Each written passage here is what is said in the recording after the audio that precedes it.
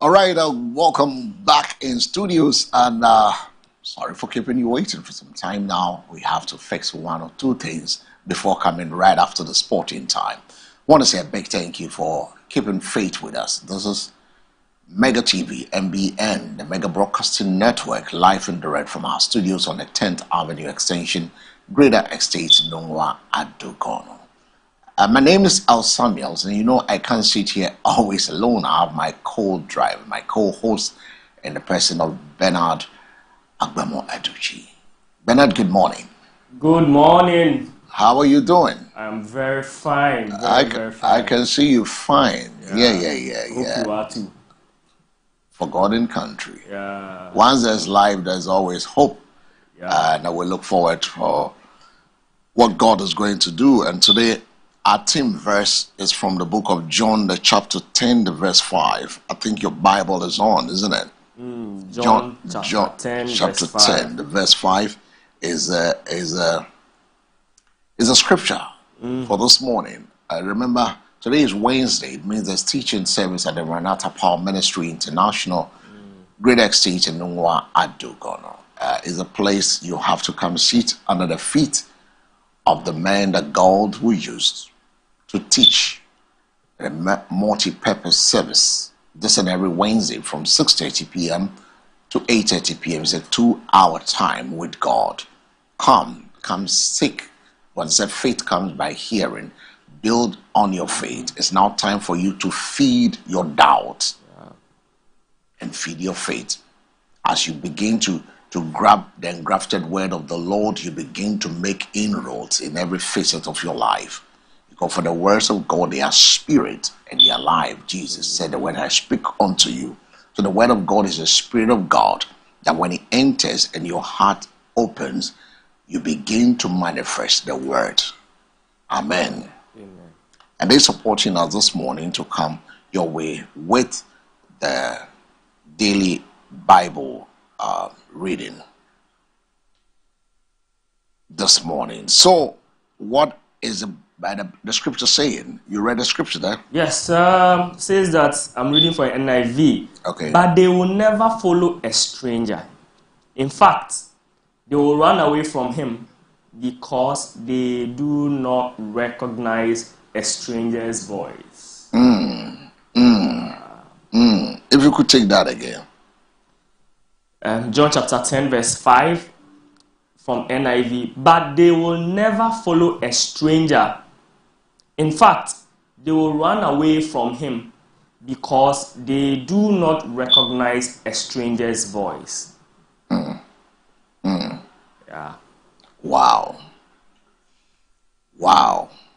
So what does the Bible say? If you could explain it a bit for our viewers out there. Yeah, so a little context. This is Jesus saying that his sheep knows his voice, hears his voice, knows the voice, and follow his voice, right? But a stranger's voice, they will not follow. They will even run away because they do not recognize, the stranger's voice. And so, whose voice do you listen to? If do you know the voice of Jesus Christ? Do you know the voice of the Spirit? Mostly we Christians say something tells me that, and the scientists will tell you, oh, it is intuition. Sometimes that is the Spirit of God telling us. And anyone who knows the Spirit of God knows that this is the Spirit of God communicating to me. And they have that clarity that, and they can obey that voice, that this is the voice of the Lord. So, and in this particular verse, Jesus is saying that because my people know my voice, they know what I stand for. Yeah. They know me well. Even when another person comes and speaks something else to them, they will not follow because they do not recognize that person. So Jesus was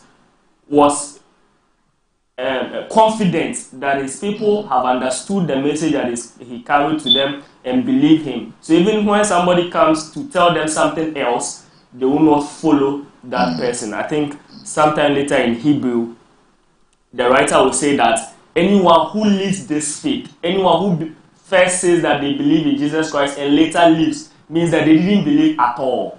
Right? So if you have doubting faith, you are not really sure about your stance in Christianity, it means probably you don't know Jesus' voice well. But Jesus says that anyone who knows my voice will not follow the voice of another person because they do not recognize that voice. They wouldn't know another person because they do not recognize that voice. Amen. But there's one thing you should always be mindful of: the voices you allow into your heart.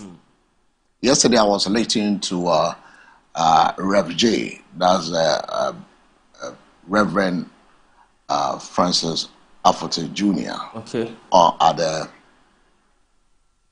the Moment of Miracle service. And he did something talking about opening your heart for the Spirit of God. Because if the word doesn't enter into your heart, the Bible says, guard your heart with all diligence. Yeah. Out of your heart comes the issues of life. Issues of life. So you need to guard it.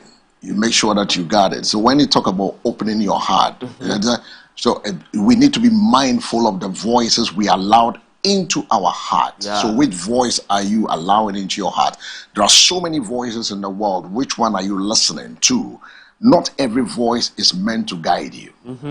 That's one thing I've come to, because if you look at the scripture, it tells you that it is not every voice that is meant to guide you. Is that they won't follow a stranger. Yeah.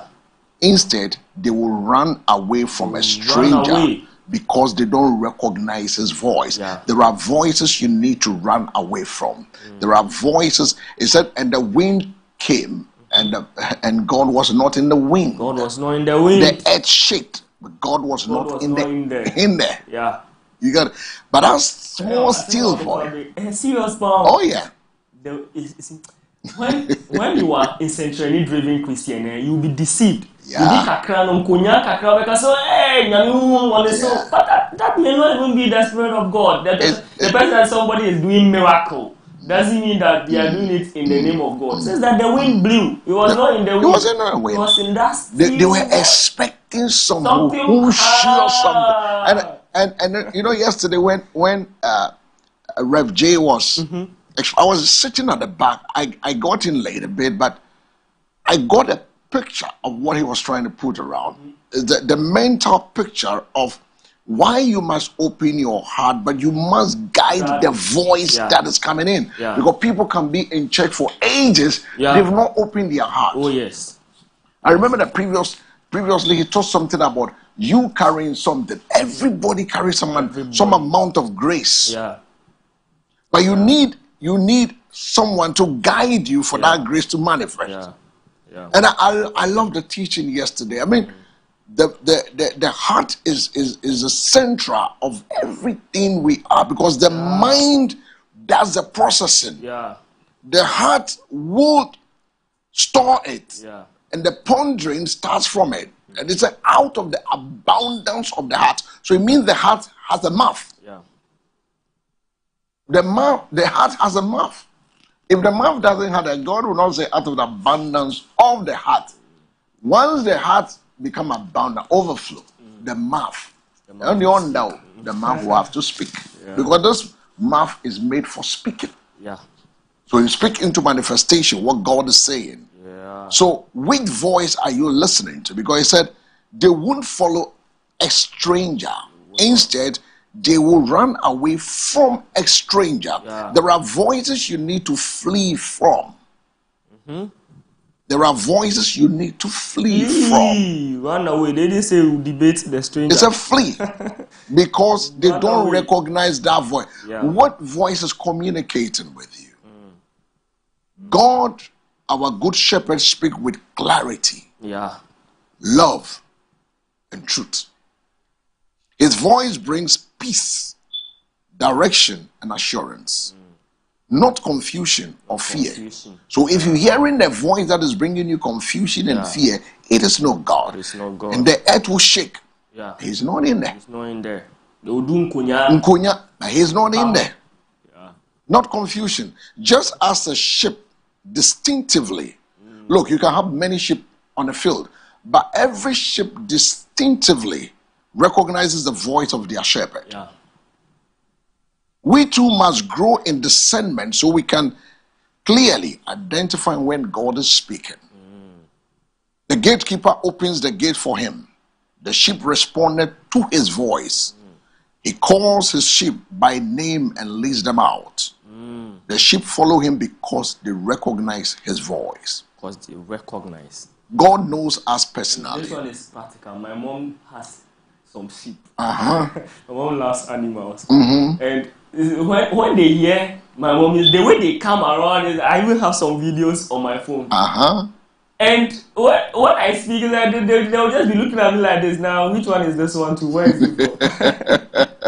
But once my mom, then you see them speed and just surround her like that. Because they know that. But this is literal. This is literal. But the implication, what Jesus was trying to say is that because we Christians know him, we know the things he will say and the things he will not say because we have him. He is the word. So when somebody is telling us something different, that is not what he will say, we will run away. We will not allow that into us because that is not his voice. But then if we don't know the voice, that is why you need to be at a multi-purpose service so you will be taught. Yeah. You need to learn. You need to learn. Put the pride aside. Put the egos aside. Yeah. Don't think I know it all. Yeah. We all don't know. We keep researching. We keep learning every day. Every minute, every second. It's very important for you to be able to recognize that I don't know it all. We are working towards perfection. No one is perfect. We are working towards perfection. So get it from there. Because God knows you personally. He knows Bernard. He knows me. But how do you know his voice? He goes before you, making the paths where there seems to be none. Making the crooked straight. When you stay close to him, his voice becomes familiar. Yeah. That is why he said, don't, I mean, those of us who normally don't want to get, I don't want to go to church, I want to listen to things on the videos and stuff like that. Don't forsake the congregation, the assembly of the saints. Yeah. His leadings become unmistakable. Today I want you to choose a quiet, every competing voice. I want you to choose. That is why when you are thinking, you need to think on purpose. It's not everything you think about. Lean on to God's presence. Listen carefully. And follow confidently. Because his voice will always lead you in the right way. In the right way. And that is the word of God. From the sanctuary of the Maranatha Power Ministry International. Nungwa Adogono. Opposite or behind Lekma Polyclinic. They are just adjacent, but just walk behind the side of it and you get there. And then you are there. Trust me. Go listen to the word and your life will never be the same. So see you there because I will be there. And I want to see you there as well. A very good morning to you wherever you are. We are grateful for you joining us this morning. I want to say a very good morning to you. And today, jobs and accountability, infrastructure transparency, front burner, graduate unemployment, hustle economy versus real jobs, government job creation, youth frustration. That is on the front burner today. Unemployment crisis. Where are the jobs? Where are the jobs? Right, so those are the things we're going to push up today. We're going to look at stories like the Big Push controversy, Accra Kumasi Expressway cost concerns, unemployment issue, any breaking story that comes up. We'll look at the infrastructure debates, the economic pressure, governance issues. That is our focus for this morning. So we'll look into the newspapers. Which one is going to give us the infrastructure debate? Which one is going to give us the economic pressures, the governance issues? We'll look at it. We'll analyze it. Not just reading headlines. We are going to analyze it. And that's exactly what we'll be doing. So good morning, Ghana. And this is Morning Focus, where we connect the headlines to your everyday reality. That is what we do. Did I say that? Oh, yes. The everyday reality. Yeah, to the everyday reality. Yeah. It's a Morning Focus. And where we connect the headlines to the everyday realities. Yeah. And that is what we're going to look at. And today, we're done with African proverbs. Remember where there was this big push. Are we getting value for money? These are the angles we're going to look at today. Sole sourcing debates, transparency concerns, roles minister defense, infrastructure impact. Those are the discussion keys. Can we trust the process behind the contracts? Are we asking the right questions then? So those are the things we're going to do with you this morning. So just stay with us. The front burner, we're looking at unemployment crisis. Where are the jobs? In the local parlance, youth unemployment, job creation policies, skills mismatch, brain drain. Those are the areas, the angles we'll be looking at. So you can also call in or share your thoughts with us on our social media handle. MBN360 0537158638 is the numbers. We kickstarting the day on a beautiful note. And did we do African proverbs? No. Somebody just sent a text. He says, Anyami, hey, you fired up this morning. Take it easy with us. And he's watching us all the way from the United Kingdom. Edwin, good morning to you. Wake up, Africa. Wake up, Ghana. And let's do this together. And I love it when we are here this morning. Have you thought of the unemployment thing? Oh, yeah. That's unemployment, yeah. It's an everyday thing because every day you meet people who are frustrated. People send you messages. People keep calling you. People send you CVs. Yeah. I see the unemployment minister. Sometimes I ask myself how people think that I'm also able to connect them to some sources to get them running on this morning. Yeah, we are praying for God's grace to get there. But unemployment is a big issue. It's a big issue. Yes, in this country, people are just surviving. No, we're really surviving. It's the survivors of the fittest. Yeah. There are no real jobs for people to do. People are just doing menial jobs that cannot even take care of their basic needs in a month, right? So consider the workers in the factories, how much we pay them. Consider but look at the cleaners yesterday. We're talking about them, 500 Ghana citizens, 5 months we've not been able to pay them. 5 months we've not paid them, right? Oh, really sad stuff. Very sad. Consider the salespeople and other people who work in the various malls. That government is not able to insist that we should pay them. We should not pay them below a certain amount. People receive as low as 400 cedis, 500 cedis, 700 cedis, and they are working in the malls. Somebody lives in Ungwa, works in Accra Mall. Imagine how much they will spend to get there. Their transportation alone, how much they will eat.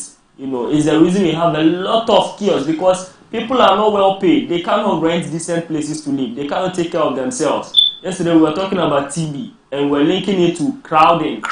Why do people live in crowded places? It all comes down to... So because of that, people have labeled the tuberculosis to be a poor man's disease. A poor man's disease, you can imagine. Right? So unemployment is a big issue. Huge. Let me just give you a scenario. The fact that we have that number of people wanting to go into the national security service means that unemployment is a big deal. And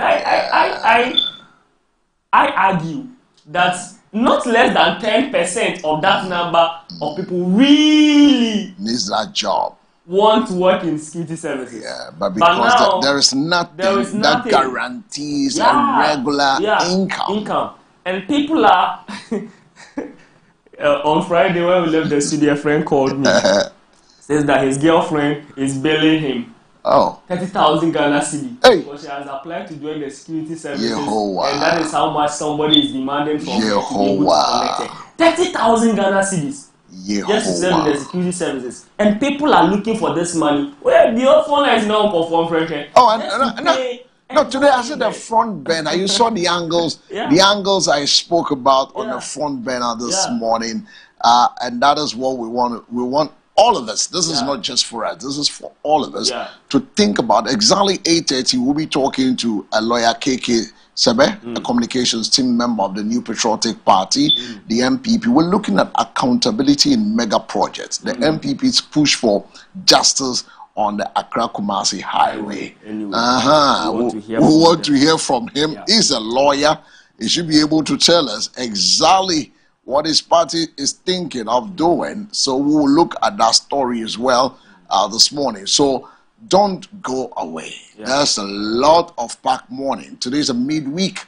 But just to remind you once again, if you aren't doing, even if you are doing something today, make a way. 6:30, go to the Maranatha Power Ministry International. Go have a time. Go have a time with God. Go have a time with God. I'm going to roll you through the Easter program, which is running. So if today you've not eaten, at least for you from to work akra, on the American, or the fat work akra, mommy. Ebe boy nyina, about in chong. Ebe boy nyina. All right, so let's get the ball rolling. Like I said, the front burner, the main topic is unemployment crisis. Where are the jobs? Now the question this morning. Unemployment crisis. Where are the jobs? Ejumano ewehin. Question we are asking. That's a question number one. Question number one. Unemployment crisis. Where are the jobs? Ejumano ewehin. We are asking. The focus this morning is on graduate unemployment. We're also looking at hustle economy versus real jobs. Yes, that was what I was trying to say. We are just hustling. Hustling economy. There are no real jobs. So hustle economy versus real jobs. Government job creation, youth frustration. So these are the 4 key areas we are looking at. And I want you to get involved with us. 053-715-8638 is the number. 053-715-8638 is the numbers. Let's get to hear you. Let's get to have a feel of you this morning. As we looked at, we got a front burner. We are looking at unemployment. The policy sections, we are looking at big push. Big push. Big push. This morning, big push. So you can engage us on a call. 053-715-8638 are the numbers that you can also join us this morning. And let's get to hear you quickly. It together. Let's move it up. Small. Let's move it up. 053-715-8638 are the numbers. You can join us now.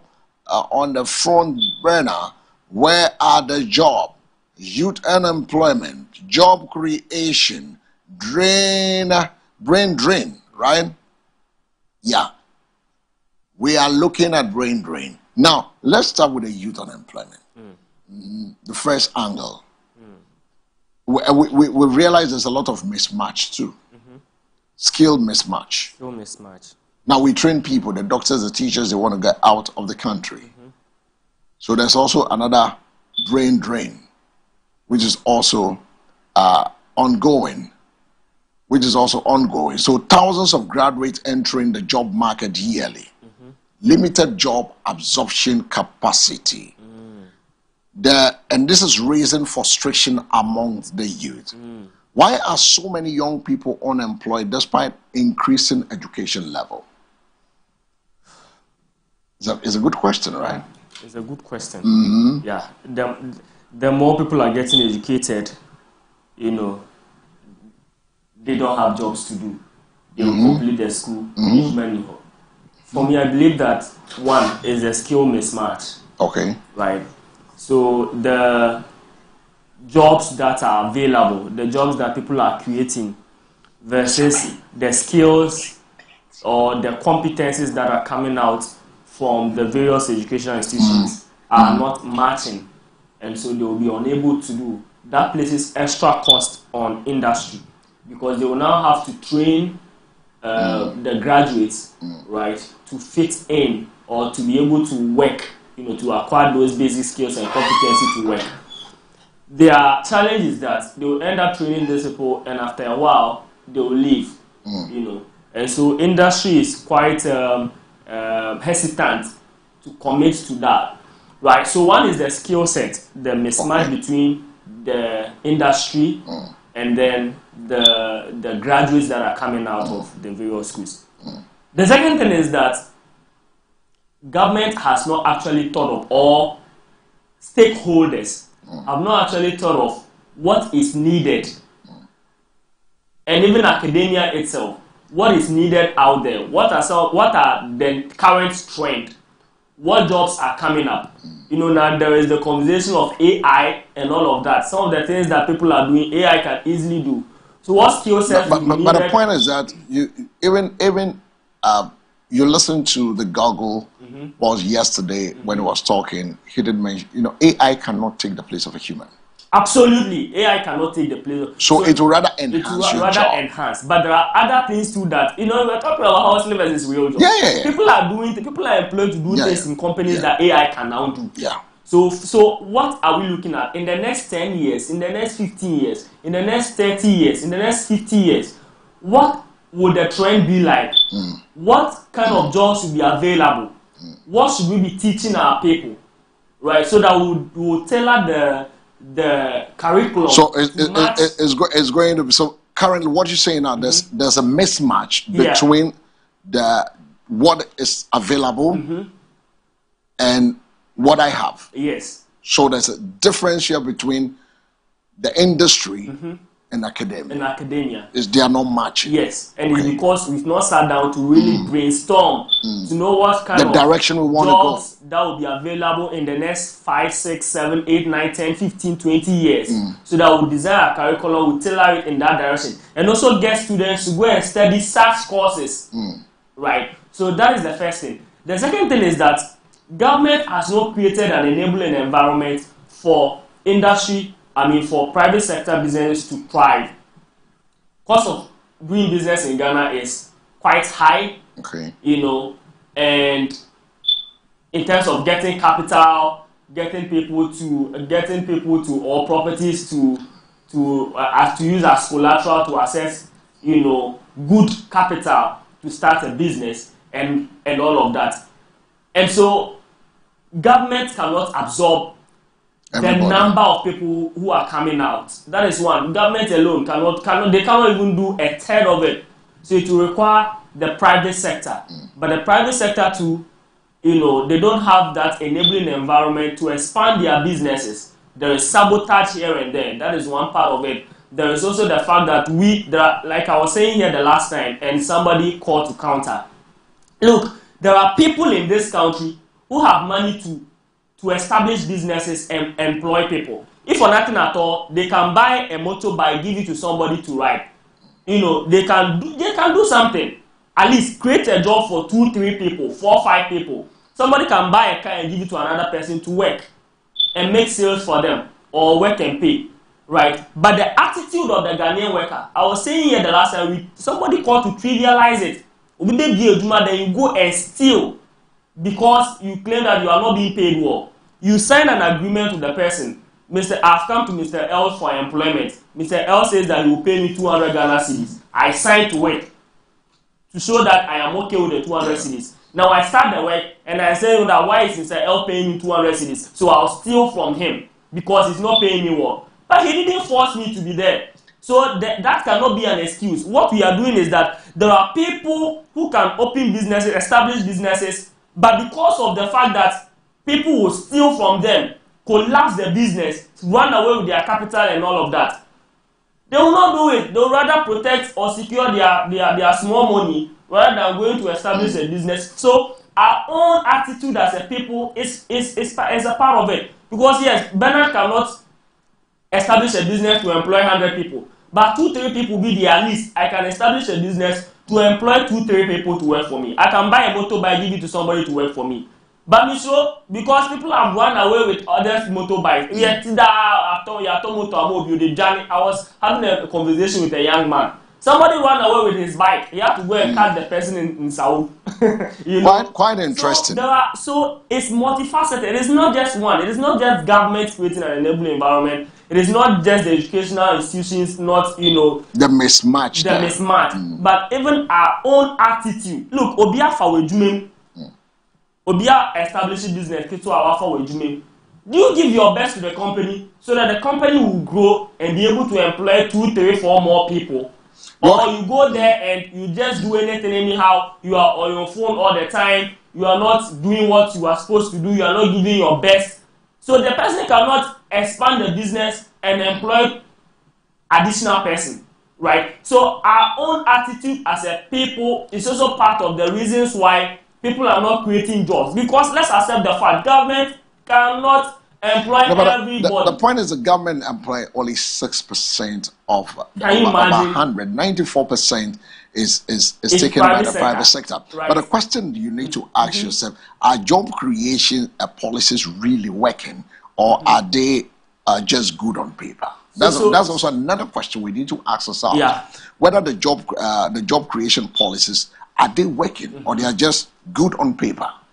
So before I come to that, there is also the fact that we as a people have not given priority, or we have not attached some level of importance. Or if we say importance, maybe intentional. We've not been intentional about exactly what we want to do. About TVET. TVETs, right. We've not been intentional with it. We feel that it's for dropouts. Exactly. People TWE for TWEs. It's for TWEs, right? So we have not been serious about. We've made technical education look like it's for only people who couldn't get to the mainstream secondary education who have to go to TVET. But TVET is what is striving. TVET is what is striving, and that is what you wouldn't need somebody to employ you for. You need just little capital. If you learn fashion design, you need your machine. And you need scissors. You need scissors. You're knitting your thread and needles and measuring tape, and then you need much. You got to go. If you learn makeup, if you're a makeup artist, how much capital do you need to start? But you know something I like about Nungwa? Every corner, so it's like I try to walk through the streets. Every corner you see.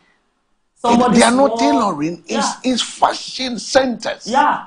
So it tells you the sense of what the people really are looking out for. Absolutely. So now those people, they wouldn't need somebody to employ them. They are rather employing people. So you see the show I started by 6 months, 1 year, until also for I was listening to Benita Sena Kitibia about how she started her fashion business and all of that. I was so impressed. This is somebody who rose to become a member of parliament.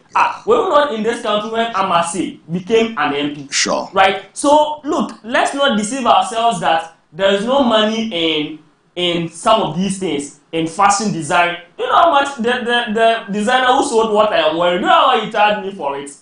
Into we make 3 years. All the bosom you know. So let's encourage a lot of people to learn skills, mechanical engineering, electrical engineering. So you agree with the mismatch? Yes, I agree with the mismatch. Look, Mr. L, you ask people ask contractors, building contractors.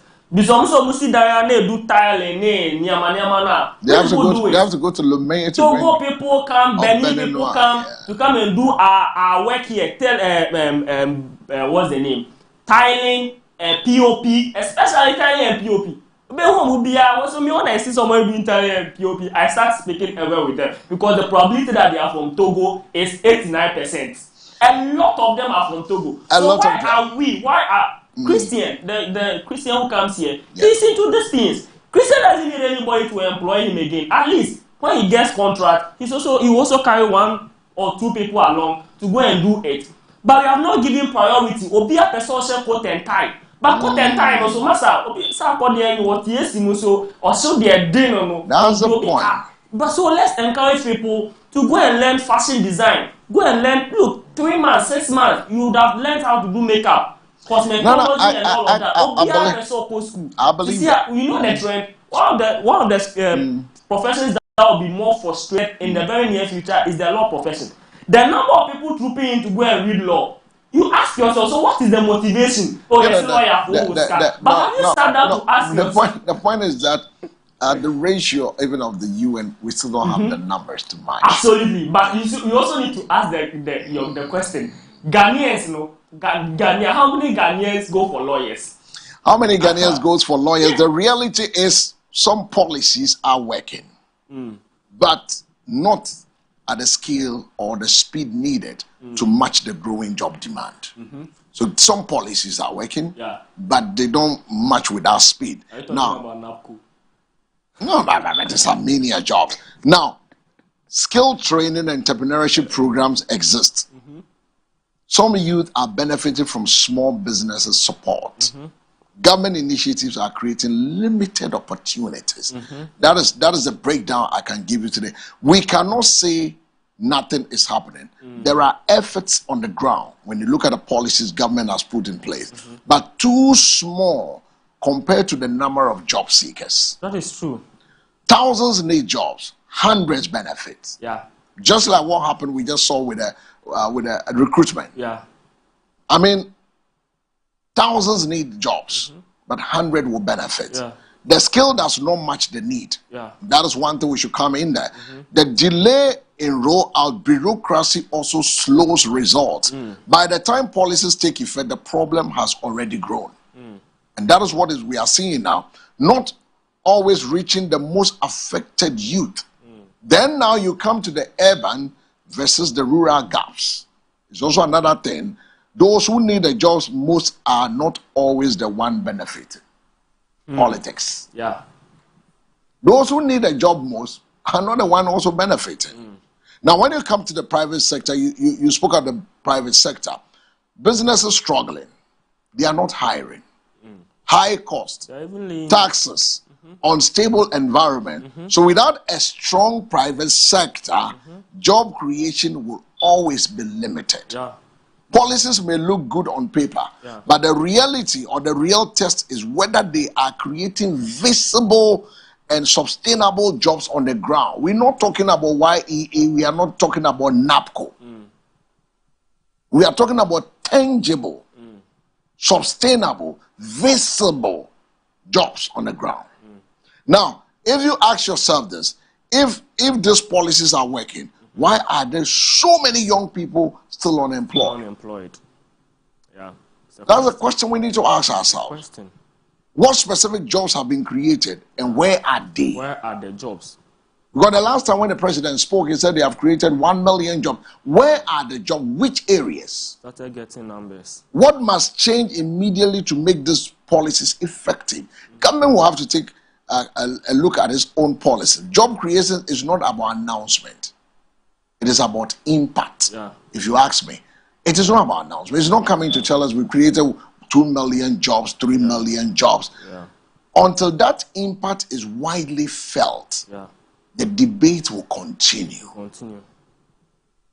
Because after government reps say, oh, respectfully, that sounds promising, but you can point to a measurable result, that keeps pressure plus credibility.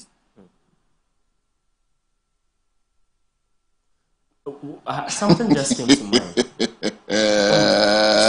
You know, I say it so co school we are not bear crashing. School we are bear crashing. So people are not doing agriculture. So people are not. I'm not saying school is bad. School is good. No, school is good. Right? Even in agriculture, you need school. To school to learn, and I'm happy that they have passed the bill to establish a university for agriculture. It is a good thing. You need some education to be able to do. Because the point is that large scale agri. If you're looking at the patterns and what is happening now, we are having a growing number of educated youth, but shrinking opportunities to absorb them into the economy. That is it. And the devil finds a way for the idle hand. The devil will find every year more young people graduate with hope. but few are find opportunity to succeed. Yeah. Graduates with hope. Yeah. Graduates with hope. Yeah. Only few will get opportunities. Yeah. To succeed. Yeah. Degrees are rising. Yeah. The jobs are not there. The jobs are not there. Degrees are rising. Masters. So I keep asking myself. No, but the point is that you keep doing your MPhils. Oh, you're doing your sometimes masters. they will deceive you as if the higher education you earn, you now earn a job. It is not true. Because currently, it's not true. If you ask me, I can tell you vividly that the problem is no longer access to education. No. It is access to opportunities. Access to opportunities. So how do we create opportunities for our people? That is to empower the private sector. Empower the private because sector. If this trend continues, we are not just facing unemployment, we are facing a national crisis. Yeah. Yeah. We are facing a national crisis. Yeah. And there's something we need to look at. Because the growing number of educated youth, but the shrinking opportunity, this is the reality we are confronting. We are confronting today. It's something we are confronting. Now, if you want to bring back the core issues, a growing number of educated youth, but where are the opportunities? Where are the opportunities? It's the reason everybody wants to live. Because until opportunity matches education, this gap will continue to grow. Yeah. Oh yes. It will continue to grow. Oh yes. It will continue to grow. Now, consider the fact that now we have a lot of nurses sitting at home. We have teachers sitting at home. And I know that 2 batches of teachers are home. About 4 or 5 batches of nurses, trained nurses at home. You go to see hospitals in bush. Nobody is there. So because we say we don't have the money to employ them. We don't have money to employ them. So why don't you liberalize the system and allow people who want to manage those hospitals to take it over and employ the people? Good question. Why not do that? Good question. Why not do that? Good question. The question is, the reality is some policies are working, but others are not working. Others are not working. We can't continue doing this. Yeah. Hey, plane we're having a conversation where there's now the dream of the Ghanaian youth is to japa. Yeah, the Ghanaian because the point is that they were asking for work experience. Yeah. How does a young graduate gain experience if no one gives them a first chance? Yes, if no one gives them a first chance. Yeah. I mean, some of the most skilled youths are living down. Oh yes, it's better opportunities abroad. Better opportunities somewhere. So loss of talent locally. Yeah. Yeah. They go there. Yeah. Where are the jobs? 058 053 386 053 58638 is the numbers. Ofra not one lower the volume on your set. We are on the front burner. Many graduates have degrees, but not the practical job ready skills employs them. Too much theory. Less on-hand training, lack of technical and digital skills. Employers spend extra to train, so they avoid hiring. Yeah. That is it. Let me choose my CEO's word. That is the bottom line. That's the reality on the ground. Employees spend extra to retrain, so they avoid hiring. Yeah. Are we producing graduates but not always producing employable skills? That is what we are doing now. Yeah. As a nation, we are producing graduates, but not employable skills. Not employable skills. And that is what is driving this country down. The economy is not creating enough jobs. And we have to be, we need to be, face the reality. Limited industrial growth. Fewer large-scale employers. Private sector are struggling. More people are chasing fewer opportunities. Yeah. More people are chasing fewer opportunities. Yeah. And that is what is really creating the problem. Yeah. This morning we want to ask you, are you currently employed? What jobs are you looking for? Would you leave Ghana for work? Do you think government is doing enough? 053 715 8638 is the numbers. Are you currently employed? I mean, people have left the universities, they have their masters, they have their whatever, they are shooting homes. There is nothing for the 5 years, 6 years, they are still because we have not really skilled them up. We've not really skilled them up. It's my mental kind of pay. Are you employed? Are you currently employed? What jobs are you looking for? Would you leave Ghana for work? Do you think government is doing enough? Why? The questions are asked. The questions are asked.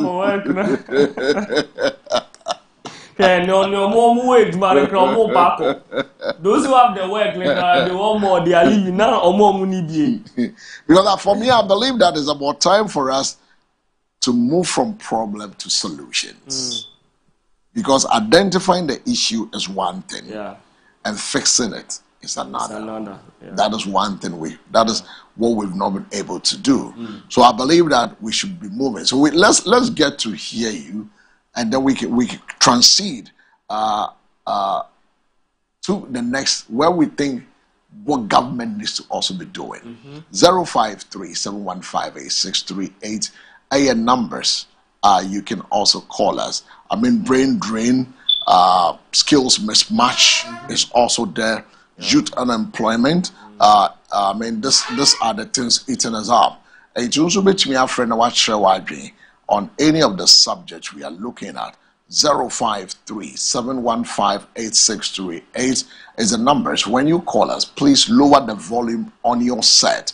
We are looking at the youth unemployment, the mismatch. I mean, we've talked about skills mismatch. We've talked about brain drain. We also look at the structure. I mean, we've looked at systemic problem that we have, the job creation policies, government initiatives, skills program, entrepreneurship. We've also looked at policies and the policies reaching the grassroots. It's also another thing, implementation versus promises. We've also looked at that already, the growing number of educated youth but shrinking opportunities as a youth unemployment. So unemployment crisis, where are the jobs? It brings me to Sikanway, some advert where like that. Where the money go day. Hello, good morning.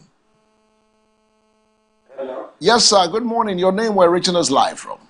Morning, sir. Nyamiadu mo na wonzoe. Me pacho your friend was saying I offer fee.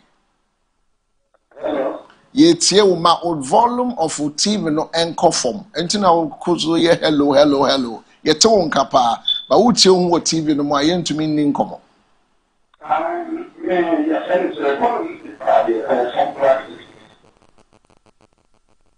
Okay.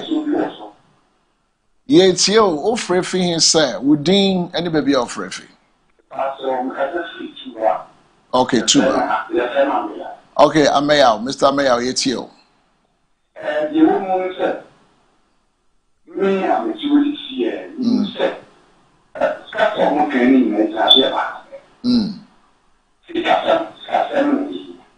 it was this year, you know what I want to see by the one law. After learning that intimate how the other was in America, maybe which is a second, the driver out of the day. And she got out of Canada, but any implementation of formula. And that's how the 24th will be assassin. I will be the year to man. And the last year was speaking. It is a mass of the year. Now, somebody told Bossy, or could be by reading, or could district by district. Woman, water, so over you, Kuya, or so listening to man. You get that woman, you will say, and you get it all, or maybe I mean, Tananos, or Tananos. If I don't say the woman, who was only a fool, if you say, look at you, people say you will be the same. No, I don't the kind of young which is very man. Now that is so that they are not crazy. Over the teacher, I hear the man, let the baby one. And I did this also. What's what doing trend? I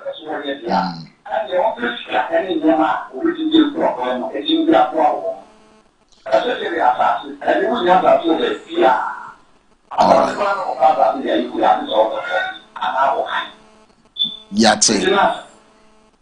Yeah, that's it. I mean, he looked at it from the agriculture angle. The point is, holistically, unemployment crisis. Where are the jobs? The focus is on our own country, Ghana, and the continent of Africa. Hello, good morning. Hello, good morning. Morning. How are you, sir? Oh, Free Chaman, but you're frozen. Mr. Zangwe, ain't you? Let's hear you.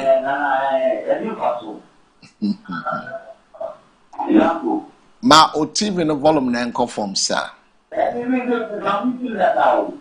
Okay, let's go. Let's hear you.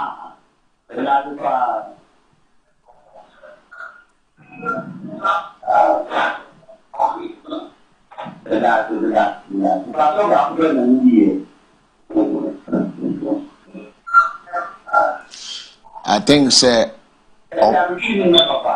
sɛ wobɛka borɔfo sɛ wobɛka den yɛ wo ka ne yɛnkɔ. Your TV volume is on. We are getting feedback. So when you speak, you want to get the word transcend before you come back again. That's why we are treating you that lower the volume on your TV set so we can talk to you on the phone.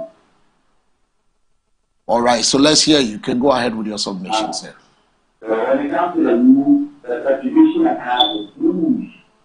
Whatever they come, I don't want to talk too much, but I've learned and told the lot that they say. Okay. So that's my contribution. All right, thank you so much. All right, thank you so much. 0537158638. We're looking at the unemployment crisis. Where are the jobs? Thousands of graduates entering the job market yearly, limited job absorption capacity, and this is raising frustration amongst the youth. Why are so many young people unemployed despite increasing education levels? A growing number of educated youth but shrinking opportunities. 0537158638 is the numbers. You can also share your thoughts with us. We got just about 5 minutes to do this, and then we transit, and 8:30 we'll be talking to Sebe. We'll be looking at some other stories as well. 0537158638. Are we training people for the job that actually exists? That's a question, because people are going to school now. There's access to education, but there are limited opportunities. Thousands churn out every year. Only a few, I mean 1,000, I didn't mention 1,000, but only hundreds will get the few opportunities that are there.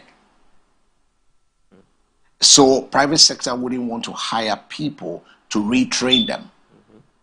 So that's why they are also not hiring. So what do we do as a nation? Those they will retrain to will run away. Yes. After they gain the skill, they also leave them. Yeah. There's no commitment, there's no that loyalty. No loyalty. They also move away. 0537158638. The youth leave in Ghana for opportunities abroad. So the loss of skilled workforce impact on the national development. Why are Ghana's brightest minds choosing to leave? And what does that mean for our future as a nation? Some of the questions on our mind this morning. Are you currently employed? What jobs are you looking for? Would you leave Ghana for work? Do you think government is doing enough? Are the questions we asked in this morning on 0537158638 is the numbers.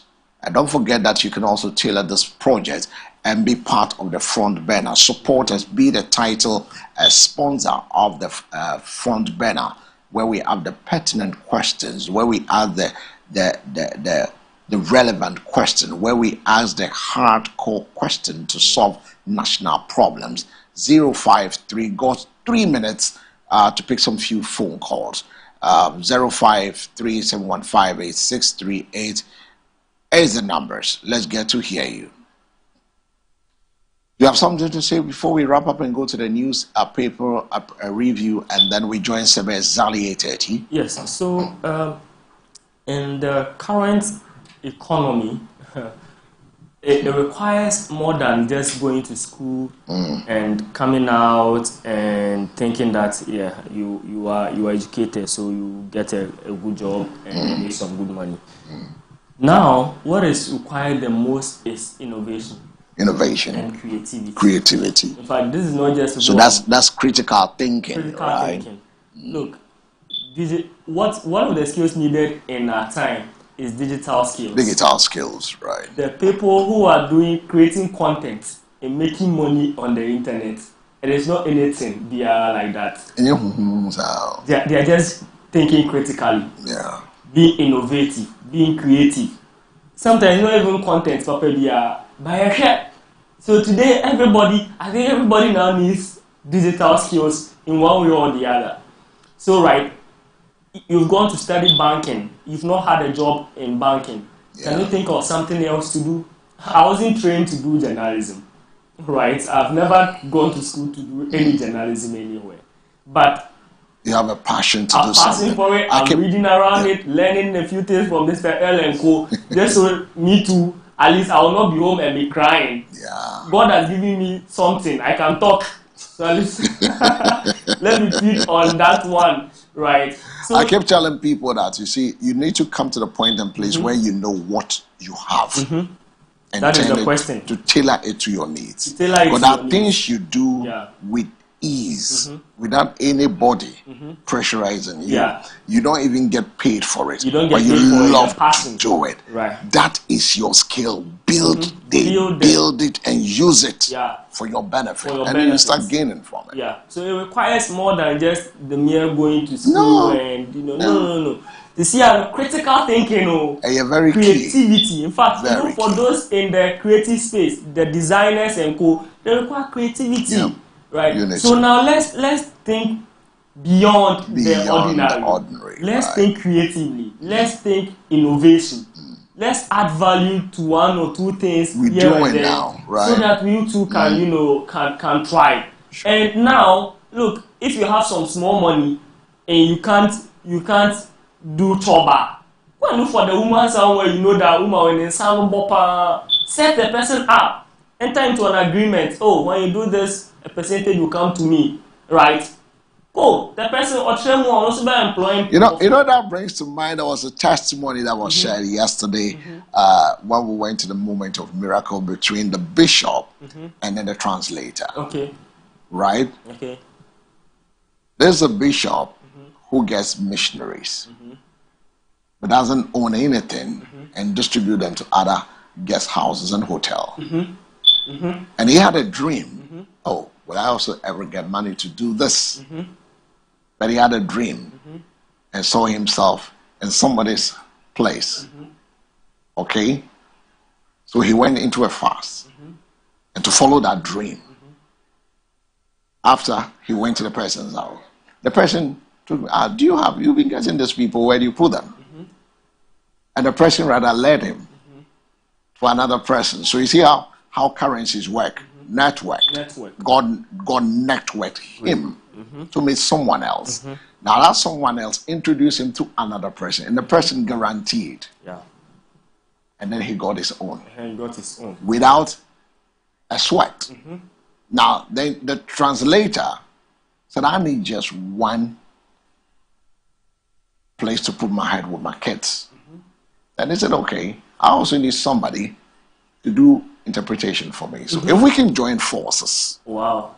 You interpret for me, I give you a if we can join forces, I believe God will come through it. Yeah. That is why, so it brings to mind, so as I was sitting, listening to it, I kept saying that, you got the skill, somebody got the skill. Why don't you marry it together? Now when they married, now that translator has also, boom, God has blessed the person. Things will, because he got something. He's also got something. They fix it together and God came through it. And the same thing when it comes to reality. You went to the university. You are a good person who can put figures together. This one is also good here. Why don't we put the forces together and make things work? And that is one thing we're not doing. That's one thing we're not doing. And we feel that, oh, with my skills, I don't need this person. Look, you can do it alone. Everybody needs somebody. Power of partnership. Yeah. Right. So everybody needs somebody. Let's partner. Go to this person. I have this. I know you two have this. I know you can do this. Can let's push and do something. Yeah. Right? I was listening to somebody. He said that the thing that will give you more money in the Krapono, it is outside what you want to study in the university. It is outside your scope of whatever it is you want to study.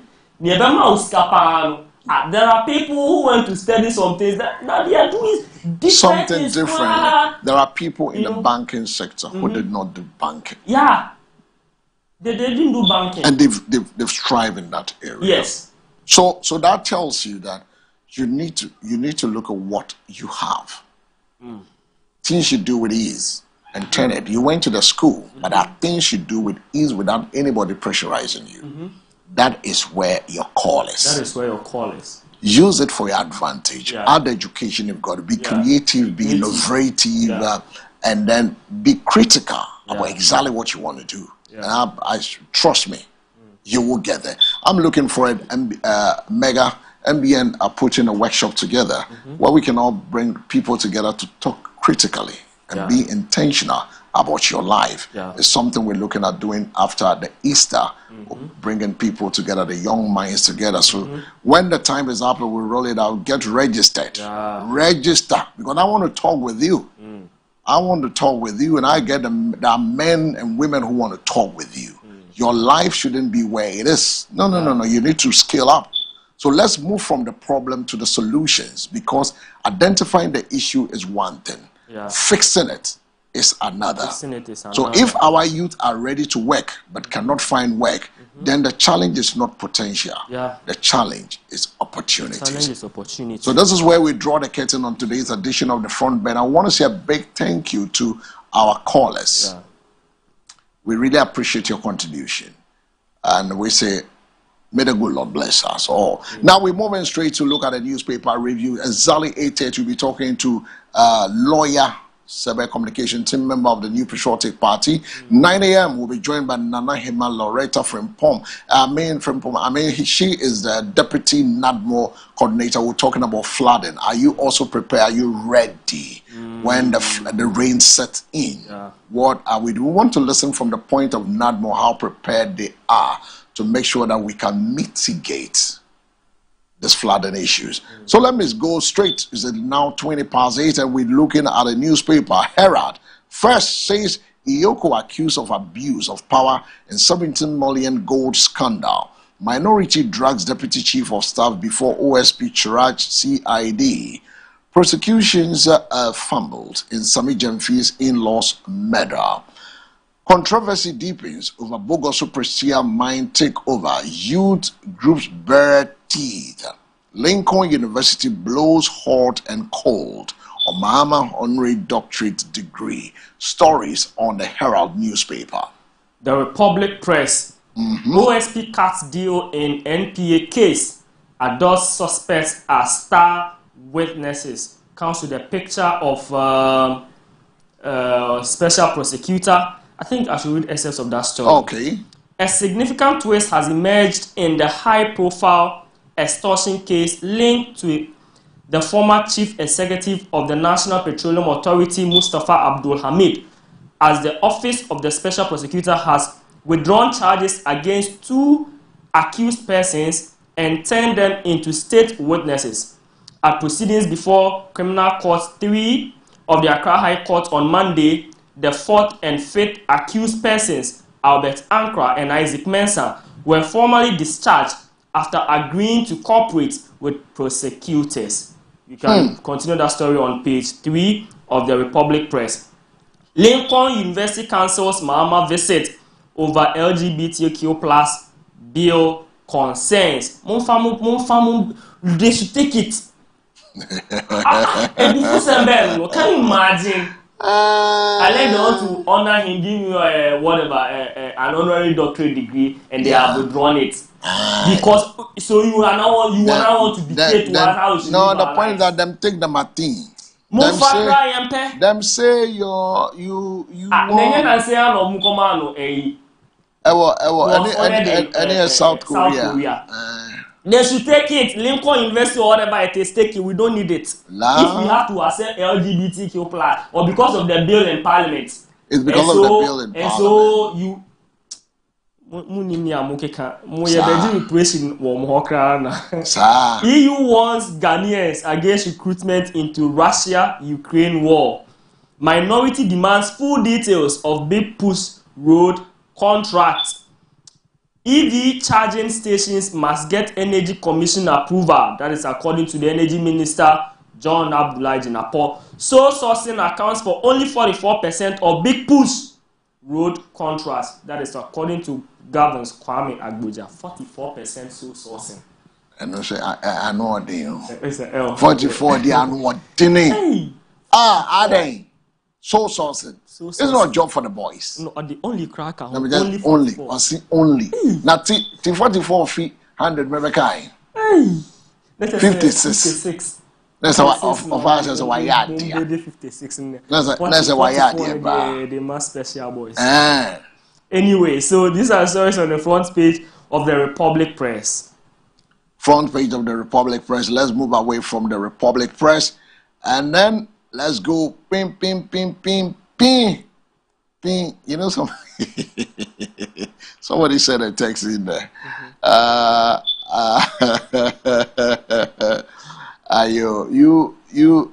don't want to mention his name now, but let's do the Overseer newspaper. Okay. He has a Greek minister fires back at Fabak over tomatoes crisis. You know, Fabak is saying that if between 2 and 3 months we aren't able to have our own work plan to get productive and then get our own tomatoes in Ghana, it means that the Ministry of Food and Agriculture need to be restructured to be productive. So he's firing back. Ghana signs a security partnership with EU to tackle regional threats. Very important. Extremism, if unemployment is there, we pray that our people will not be radicalized. Don't forget that others are lure and they go into fighting at the Russia-Ukraine. 55 Ghanaians has been killed for war. And the foreign minister giving us that figure. Agoza exposes fourth estate minority has job on Big Push. Okay, well, this morning we'll go take a listen to him. Mahama visits Noble Farm, private investment drives agriculture growth. Mahama transatlantic slave trade, a crime that must be recognized. Tall remarkable comeback from crisis to government performance. Stories on the Overseer newspaper. Let me take the Inquisitor. DVLA to establish office in Ketu North to boost service delivery. Council the picture of... You know what? You know, so I'm going to talk about Kunkunte this morning. Oh, it is... Today, this morning we're going to talk about Kunkunte. You know, Kokunte. Yeah. You know, and the grade out they have a name for it. Face the wall.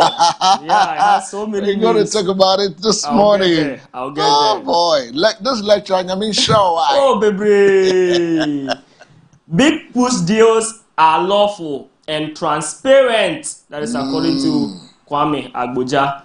Mahama visits Nobi Agriculture and promise of Ghana's agric sector.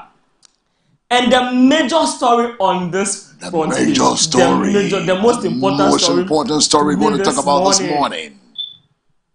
Konkonte Mitriumwa Abitie face the war. Can help prevent prevent say Emma unyakra ulcers now say enka tete no say ye we kurase no say ye maame no omo ko wa eduana no mo taya mo pa ye konkontening katenkwan ya benkwan se na be ya katebe amode se na be ya ekuru no ane ade na ebetimi konkonte. In fact, it explains why I can walk kilometers, several kilometers, to get a good konkonte to eat. In fact, konkonte is medicinal. It gets why people don't understand. You there? They say I almost say a black crab, and then the whip. Oh, that's a number. If for me say na more than na. Yes, say a tumtumuna. Let's say a whip. Yeah. As a most a konkonte a medicinal. Oh, I can't go and go here. Also, now you could see lecture. You want job and then live your okay. You can she talk a kenan. Oh, go take a shit. When we say no, say you're bomb or basso, you promote your most. Say us only professor. Also by this time, prof. This one is no. She's a prof. She's research we own. Oh, yeah, prof. Also, a publisher. Oh, yeah, prof. Konkonte can help prevent ulcers. Obviously, 10 years old, Konkonte. Konkonte. No, you're Konkonte in Krumangwai. Hey, what do you eat? You don't eat Konkonte. What do you eat? That's it. Am I waiting so much? Today we are fasting. So, we are fasting. Yeah, let's buy a debate break. Maybe Konkonte there. I've been telling my friends, Dr. Chin cry, and then you'll be share. Oh, forget it. Dr. Chin cry, maybe. Let's do the Metro Lens newspaper. Ghana has over 30 slave castles and forts, more than any other African country. Ghana has over 30 slave castles and forts, more than any other African country. JDM, page 11, has the story with a picture of the president, His Excellency John Dramani Mahama, the president of Ghana, in his black attire, in his black dark, dark glasses, Why a couple is sound like a couple on the front page of the Metro.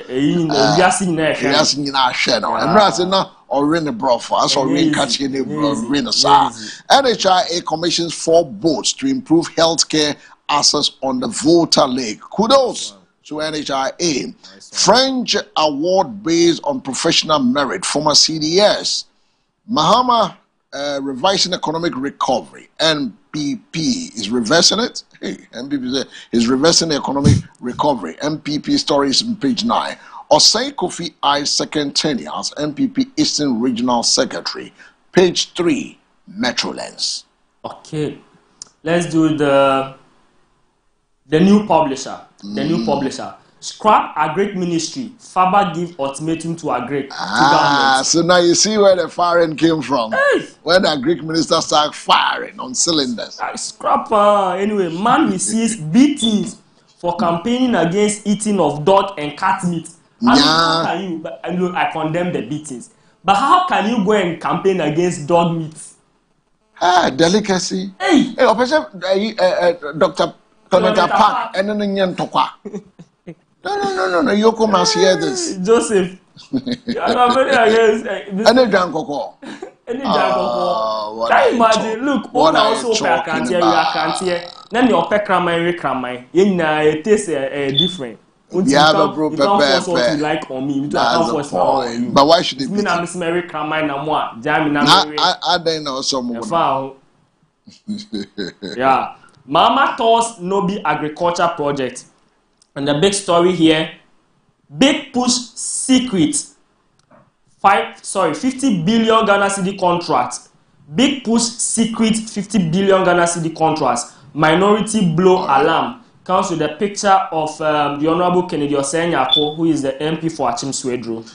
All right, so let's move exactly 8:30. Let's go straight on to the phone lines. Now to a developing national conversation, accountability in mega infrastructure project. The Accra-Kumasi Highway, one of the most critical roads projects in Ghana, is now at the center of political and public scrutiny. The minority led by the New Patriotic Party, the NPP, is demanding full disclosure of the project cost, procurement processes, and contract details, raising questions about transparency as well as value for money and public trust. But government insists due process has been followed. So this morning we ask, are we witnesses accountability in action or political pressure at play? Joining us is a lawyer and a communication team member of the New Patriotic Party in the person of lawyer KK Sebe. Good morning, sir. Good morning, Al. How are you doing? I'm trying to go to. And I know we also doing same here. We hear your people. Yesterday we had a presser from the New Patriotic Party. Why is there so much concerns about the full cost of the Accra Kumasi Highway? Thank you very much, and good morning to you and your viewers. Yes, I'll say first and foremost, the minority is not opposed to the big push project. Okay. But whatever government puts in us, we should be ready to account to the people. And where is this accounting done? The best place is in Parliament. That's why yesterday the minority in Parliament led that process by calling for accountability. I think they shouldn't create any debate at all.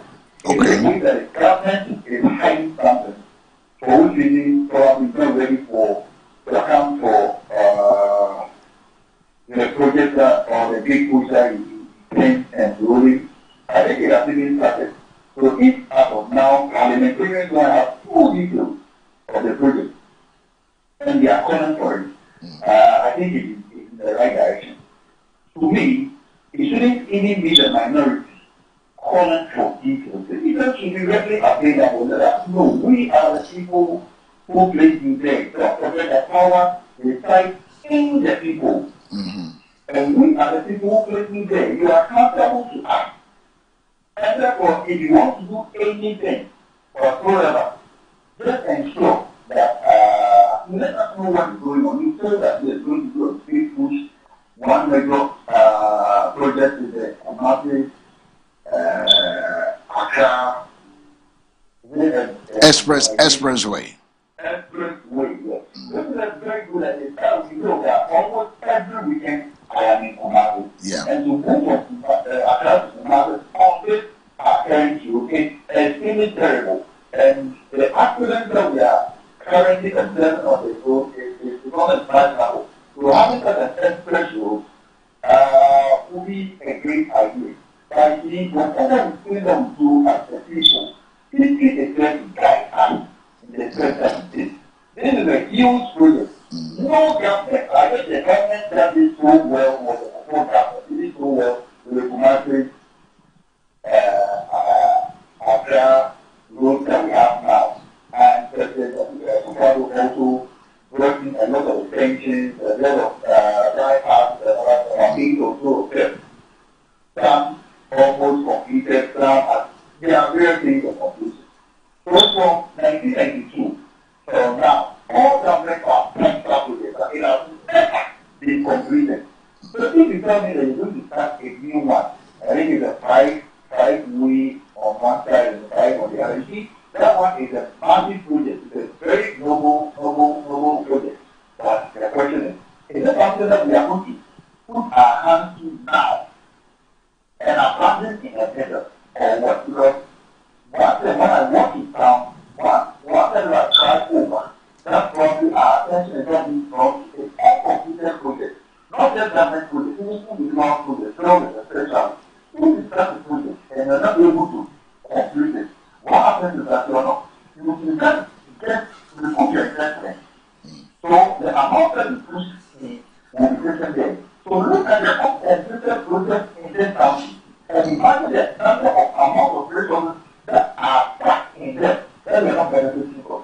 So the issue is this big push, even from President Okwonti, Asimota Road has not been completed.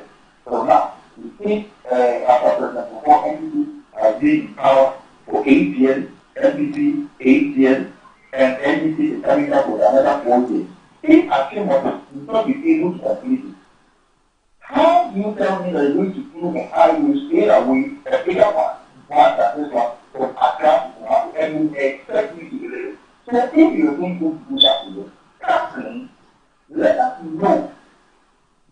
Or give us the full details, let us particulars about everything they're going to do on the way. Let us do the assessment to find whether we need the next 3 years or less than 3 years that we have in power, going to complete it. What is the source of funding for this project? Where we cannot even see summary of public sector workers. For the very first time, the Minister of Finance told us that we have to borrow $17 billion to implement for the payment of salaries. So where do we get funding for this project? Who are the contractors who handle this project? What are the biggest components? When they are going to develop such a project, it means that substructures are going to be affected. So you're going to pull down a lot of structures. Some people's land are going to be taking the compensation. As the evaluation is done, I will assess the amount that of compensation that we need to pay. Do we have those resources? Are they readily available? And is it a something that one will put our hands to the wheel? We need 2 years to finish. And then we also assess not just that the project is a longer project, so we should go ahead, but also assess value for money. We do value for money everything to find out whether the over 1,000 roads that were under construction under the NPC administration, which have now been abandoned, whether pushing the money in there across the nation will be that one that what we want to do or we should go ahead and do the new project as a three issues. So I think there are so many questions that we must answer for which the authority and for that matter government to be ready and willing to provide that information. So we all do the assessment. If we think that's the best route, we will go ahead. So the other question is what happens to market the whole program we have already, the command are we going to leave it? What about all other projects that we have? So, first, our first approach are we made that's the conclusion that the other people that are paying are those answers now and the decision that we find out there. It will not be the best option. But if the first, after all the analysis, why not? We work together as a country, we support, and we will get it back. Should government be compelled to publish every detail of such projects? The project for everyone why need we know? Is there anything that the government is hiding? If there's something they're hiding, why don't you come clean? Why don't you come clean? If it claims that they came to power writing the time certain agenda that now they are not able to fulfill because they are yet something when they told us categorically, and I believe in that there is not every project that should be so solved. And if you look at our laws very well, our laws that you do procurement law, it tells you that all projects should be used sparingly. So there are specific conditions under which things should be used. But there is gradually becoming the norm. I will tell you that within the NTP, probably there were some projects that were so short, everything was favored. Why? Because I didn't see the agency in them. And after the Mahama himself said when he was campaigning and he wanted to be president, and when in the state of the nation address, he said that social is that means which I'm only paraphrasing by which politicians feel for public corporate, for which reason he stated categorically that they are going to give away with slow person and it's not going to be the norm, but it's going to be the exception. What are we finding now? And the research done conducted by Fox Ethics, they are saying that we have investigated 107 projects, 107 road construction projects, and what they get is information for. But they applied to the RTI, wrote to the Ministry of Finance, wrote to the Ministry of Roads and Highways, went to the Highway Department, and filled out this information.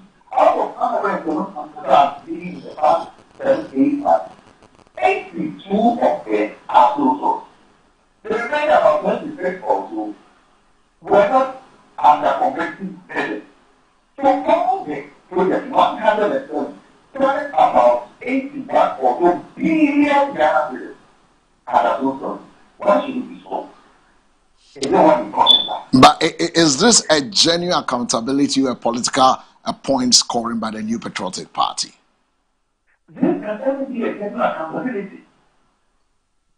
That's why a genuine accountability is not political growth. You see, as a government, you will be informed by the policies you give. Don't forget, in President Muhammad President of the nation, he talked about the first government.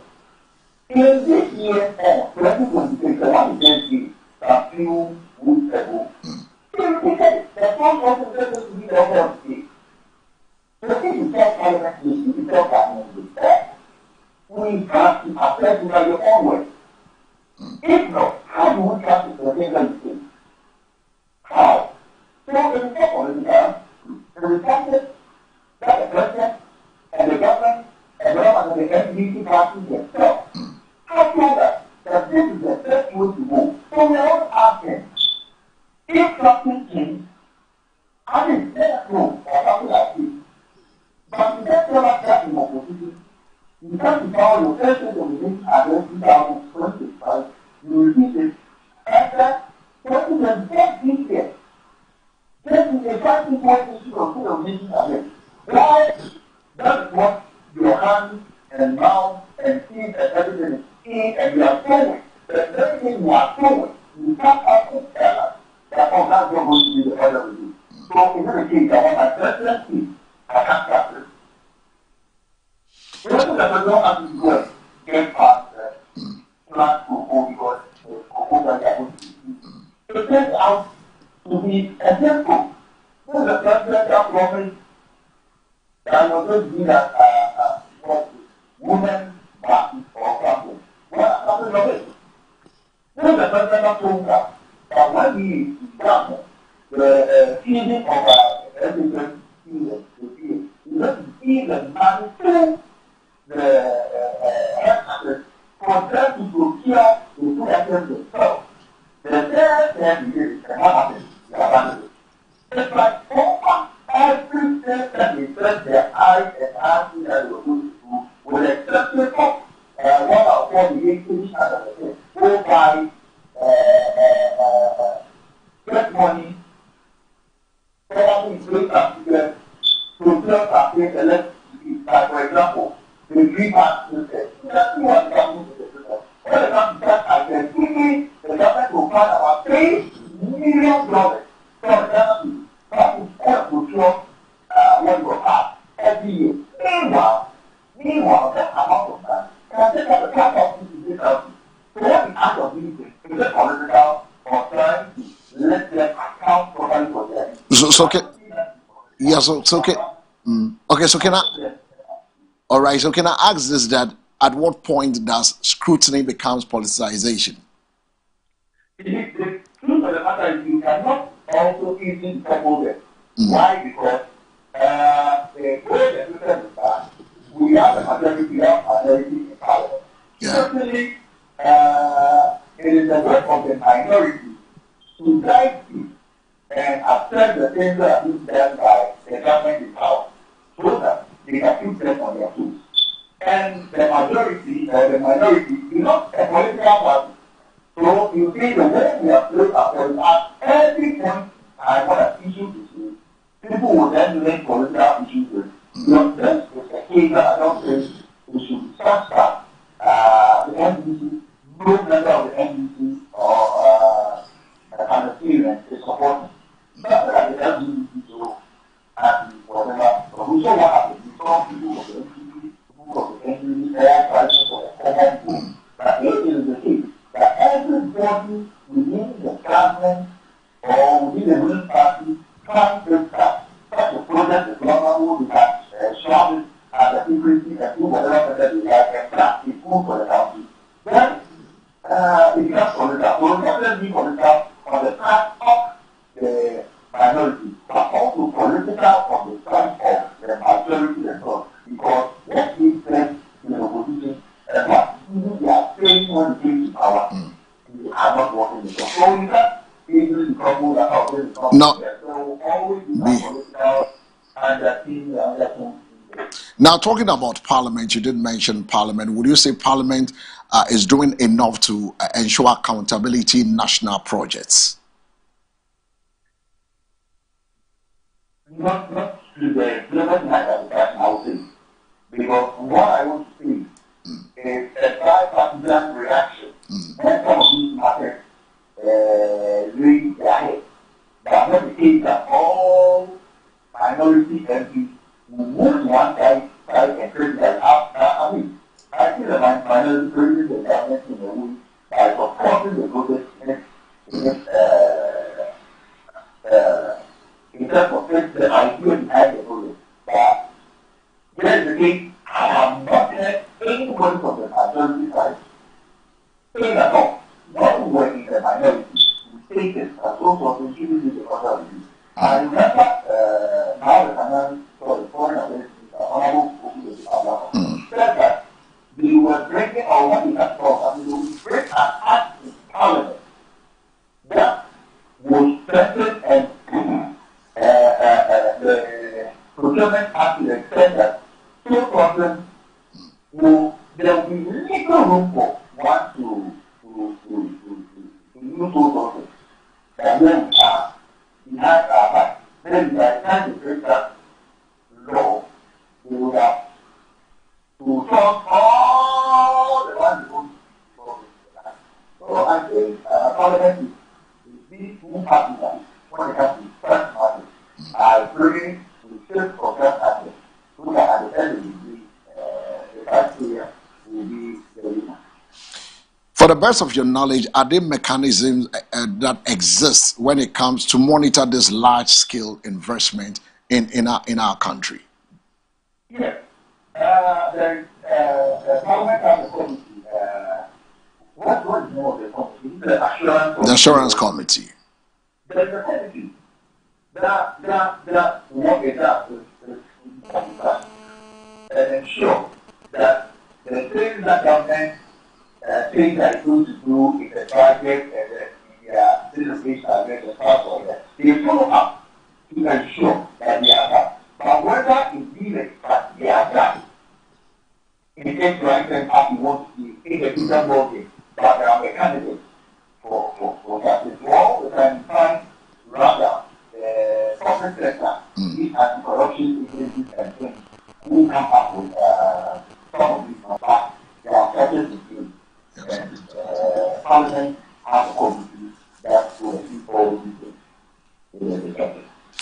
Well, just before we take, we know you have to go into the court premises, you have to go to work, but my colleague here, Bernard, said he has one question he wants to ask you just before we wrap up with you. Yes, lawyer, thanks for joining us. So the numbers you gave seem to contradict or the response that the minister has been giving. According to the minister, only 44% of the contracts were sole sourced, and that they were due to, they were done under the certificate of urgency, so the proper justification for sole sourcing. Where did you get your figures from? So whose report should we believe, the minister or the New Patriotic Party's report? Okay, thank you. I'll start from where you ended your question and say that remember in COVID, what emergency are we finding ourselves in this country? Are there any roads be bombed or are there any floods that are taking what are we afraid or something? Even at the office, when the whole world was under emergency, the NDC and the minority there program that certain things that were procured under the state of emergency were not necessary. And certain critical items that were so sold weren't supposed to be sold. Now, what is the emergency expenditure talking about? For which reason, even if the profit is the correct thing, for which reason, every percent of all projects will be 1 million years. The state of that information and the concept that I need to explain. I just don't want to speak from the minority perspective, but rather speaking from an independent source. The concept is what we cover is that the ministry and the highways themselves. And they left 107 projects. So I am dealing with specific projects, 107 specific projects that they received answers, not from the entity, but they received it through the ministry itself. And they are saying that about 82 or 83 were not done. The rate that they also were not prophetically given, but selective. So that is why I'm getting my thoughts on to what you're asking. Who do I believe? I would say that is why there is a bond for a partner armor conflict and even with the power. That is what the minority is choosing for. So it's not a matter of who's on to do the race. I can't believe it. Lawyer, before you go, you just cited the fact that almost every other week you travel to Kumasi, every weekend, and the fact that the number of accidents on that road. Don't you think that awarding the Accra Kumasi highway project under sole sourcing is, being justified under certificate of urgency is a good thing? Don't you think, the accident on the road and the fact that you need to spend several hours than necessary to get to Kumasi and back, will qualify for certificate of urgency? Are you talking about the existing one or the new one they proposed? No, the existing one. But let me give any statement. Yes, I'm just asking you that if should that road be given under state of emergency? Considering the fact that several people are dying, and the number of hours that it takes one to travel to Kumasi, wouldn't that be a good justification? I did not downplay the fact that that night is much valuable than any other thing. Not to underplay it. But that should not be the only reason why we say we are close to it. Then, all other routes, they are accident on all other routes. So, all our routes, I think most of why because accidents do happen there. There are right measures that are put in place to kill accidents that we have. One, it can't be on the road. No level that the car is not both ways, but we allow it to pass. How are we taking these drivers? At times, you realize that most of the accidents happen midnight. Some of the drivers drive very tired. Some will be sleeping behind their wheel. So they are saying, so why should it be the case that we just rather go into the cause of these accidents? Where are the police on the road?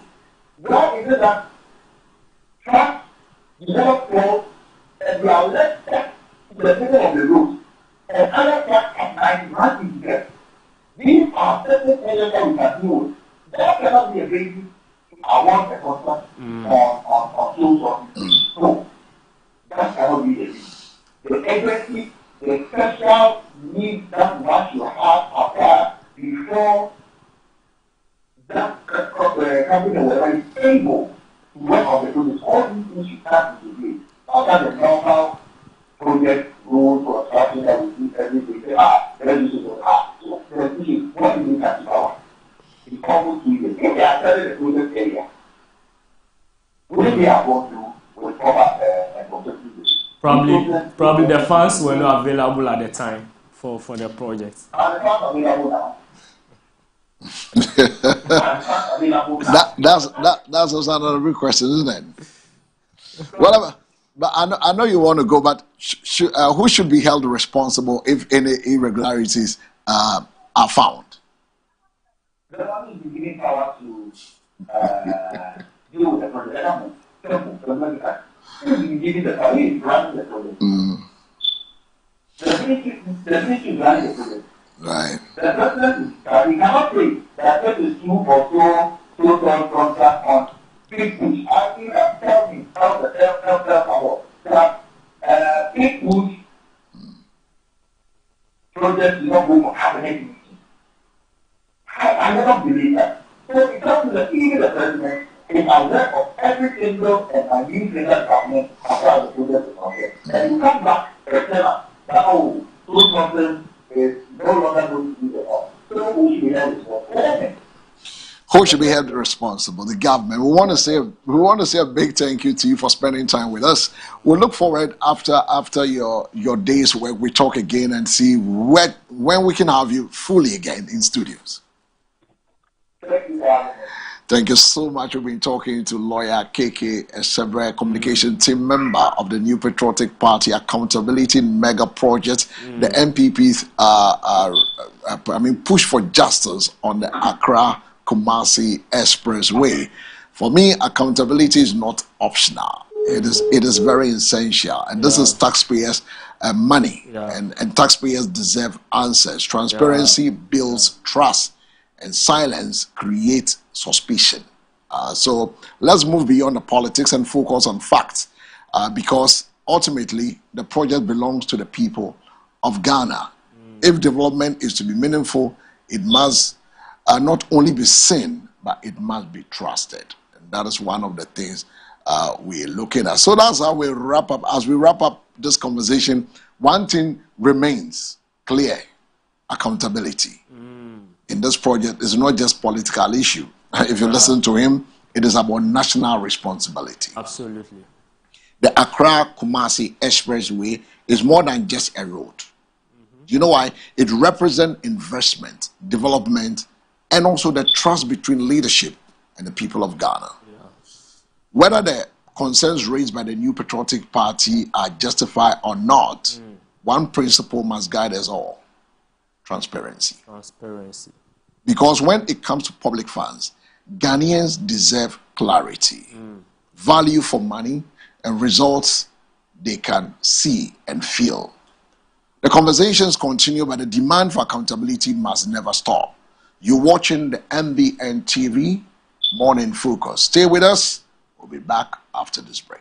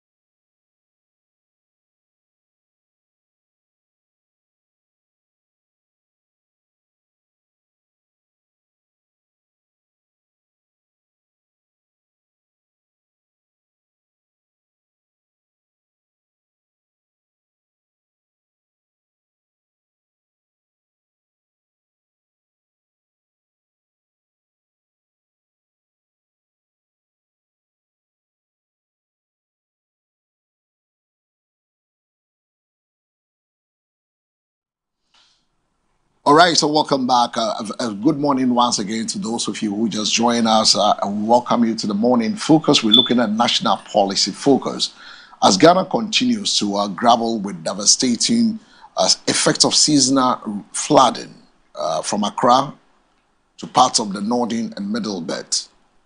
The conversation is shifting from reaction to resilience. Every year, lives are disrupted, properties destroyed. Millions of cities lost due to floods that many believe can be prevented or better managed. Today, we turn our attention to a critical question: how prepared are we? Not just to respond, but to prevent and withstand flooding. And with rapid urbanization, poor drainage systems, and increasing climate vulnerabilities, the change is growing more complex, but so too must our solutions. Joining us this morning he's a deputy coordinator, Director. the deputy director of the National Disaster Management Organization, NADMO, Tema West Municipal Assembly. Tema West Municipal Assembly. To help us unpack strategies for effective flood mitigation and also building true resilience, looks like a Ghana. Building resilience strategies for effective flood mitigation in Ghana. I just want us to go back and watch some of the flooding situations before we start this conversation.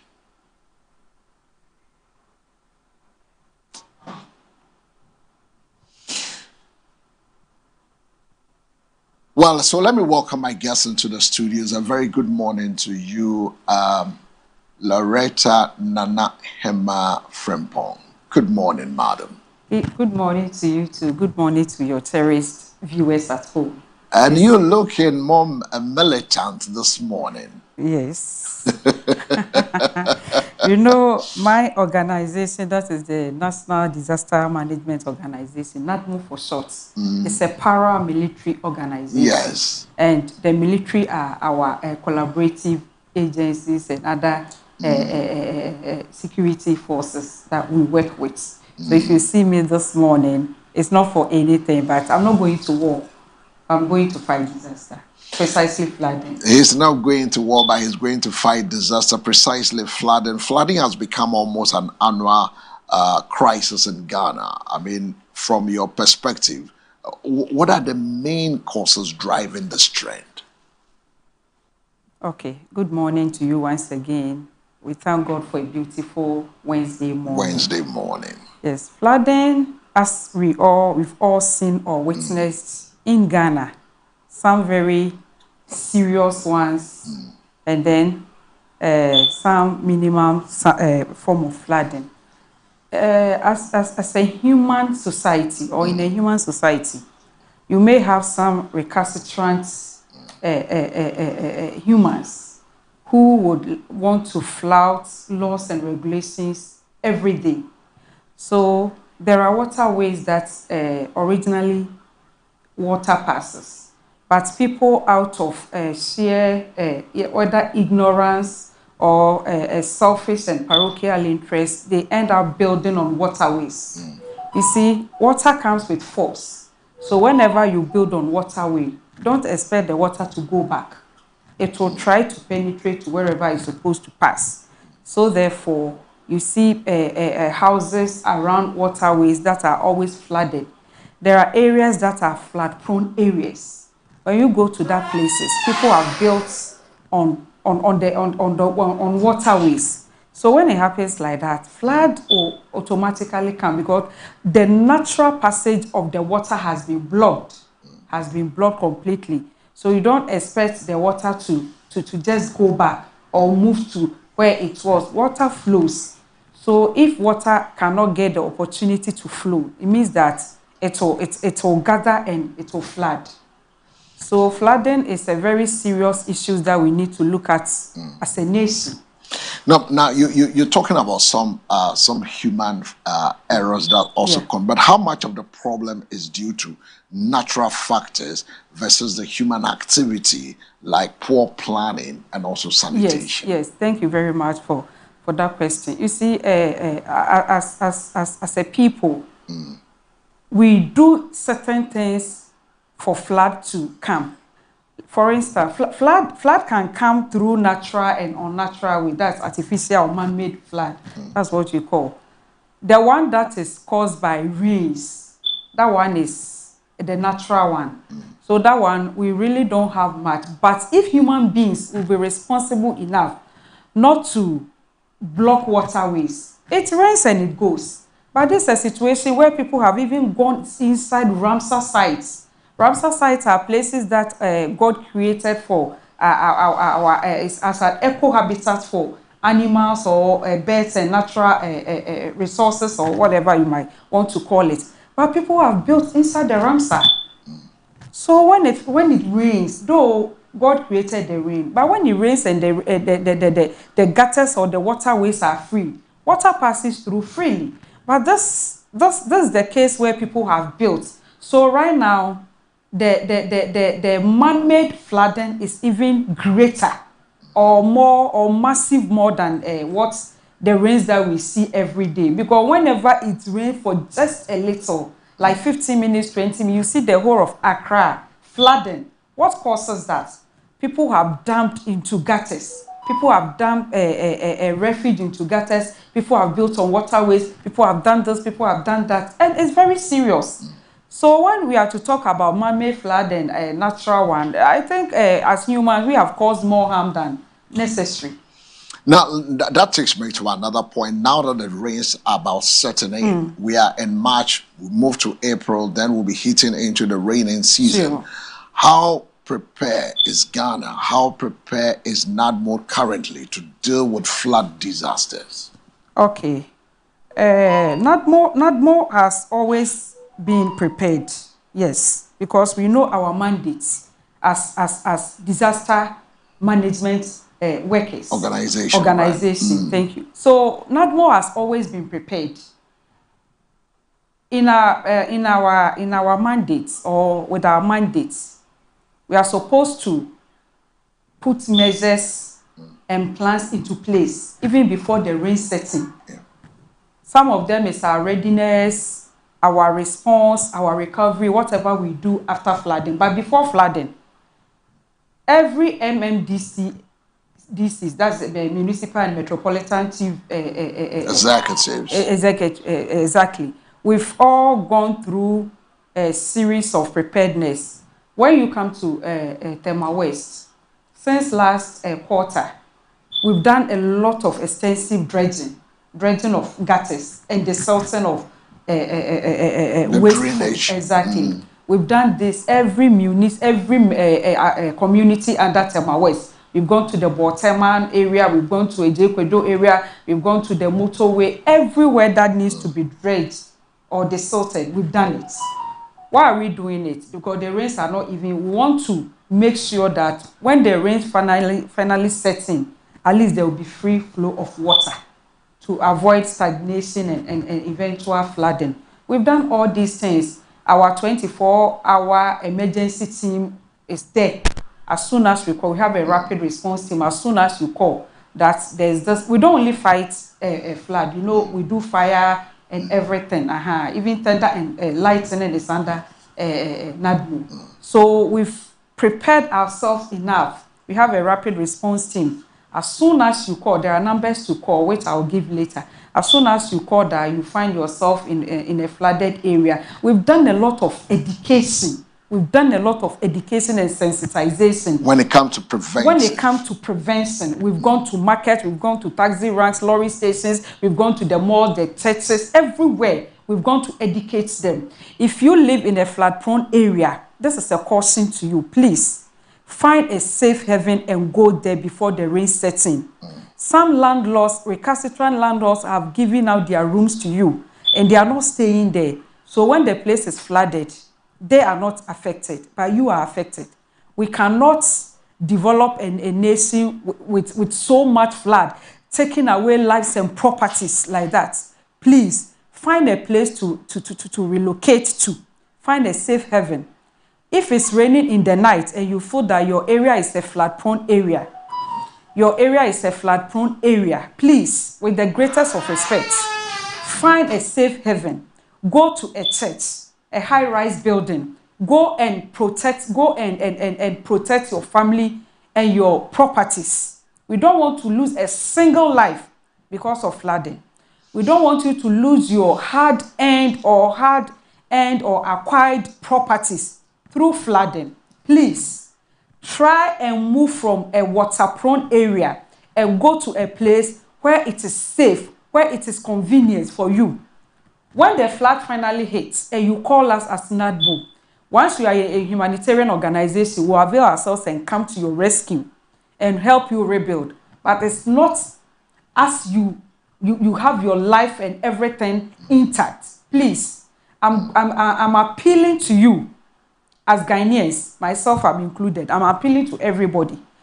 The amount of rains that is coming up, I'm not a prophet of doom, but we all know that it's going to rain heavily. And we know the repercussions of heavy rains. It causes flooding because our gutters are choked. When the government is committing huge sums of resources or money into the silting and dredging, people at the night, what's the word? Sneak and go and dump. You are dumping in waters. You are dumping in gutters. It's causing flood. Wherever you put your refuse or your garbage, it will fly or it will run to wherever people are. People's lives will be at stake because of your selfish action and interest. Please, Ghana cannot continue to be flooded, especially the greater Accra region. The flood is always, it's enormous. It takes away people's properties and lives. We cannot lose a single life because of flooding. Now, talking about not losing a single life, are early warning system effective enough? Is it effective enough? And how can communities better respond to those alerts? Okay, so we have a volunteer groups. Okay. Yes, we call it a disaster volunteer group. That is DVGs. It's also a department under NADMO. So this, when we come to a community, we seek opinion leaders. We seek their supports. Then we recruit people. They are not permanent staff of NADMO, but we need them when disaster strikes. Sometimes before me, as a technical director of NADMO, before I will hear that a job or Teman or whatever has flooded, it will take somebody from that community to call and tell me what is happening there. And before I get there, because of distance, before I get there, there should be people who are mitigating the effect of the flood. So we go to assemblymen, we go to imams, the chief, the queen mothers, opinion leaders, the youths in the communities. The way they respond to disasters is very, very encouraging. They go and wherever the problem is, they try their best. Then when we also get there as a disaster management organization, then with their support, we also try to rescue the victims of flood. Now, so the early warning signals is also, now let's look at poor sanitation. Let's look at poor infrastructure. To what extent does poor infrastructure contribute to flooding, especially in the cities like Accra? Well, just as you know that if you build on waterways, there's the likelihood of flooding. Poor sanitation, people are... but authorities are given permits for people to build. Authorities know that where you are siting this building or where you are siting this container is on the waterway? Yes. To be able to tell exactly that you are not supposed to do this, but we allow it to go. Thank you very much. This takes me back to the time of demolition. You see, sometimes our traditional leaders, with all respect to chiefs in Greater Accra, sometimes the way they allocate lands, they don't even come to the district assembly to come for a permit. They sell land to people without proper documentations, They sell Ramsar site. They sell places of a lot of places that they are not supposed to even go, but they trespass and sell those lands like the Ramsar. So if you are a responsible human being and you find yourself buying such a land, the best thing is to walk into the municipal assembly that you are.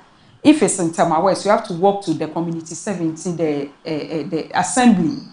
Come to works department, come to the engineering department, come to the planning department, come and look for that land that you've bought, whether it's in the plan, whether it's you have a permit. People don't come. They just get land that land cheap, and they feel once the land is cheap, they can. Some people buy the land today and tomorrow they are building. That is the seriousness. And sometimes we as an assembly, we cannot go everywhere. Lack of resources and other things. We cannot go everywhere that we are going to monitor this land. Land is land. Every land is titled. So if you find yourself building in waterways or getting a land, acquiring a land through such means, walk to the municipal assembly, go and do proper checkup and see if that land is permissible to what? To build on. We don't do this thing. We feel we've gotten a cheap land, and with money, because we think we have money, we just build anyhow. That is why we are finding ourselves, most of the houses that we demolished recently at the Ramsar site don't have permit from the assembly.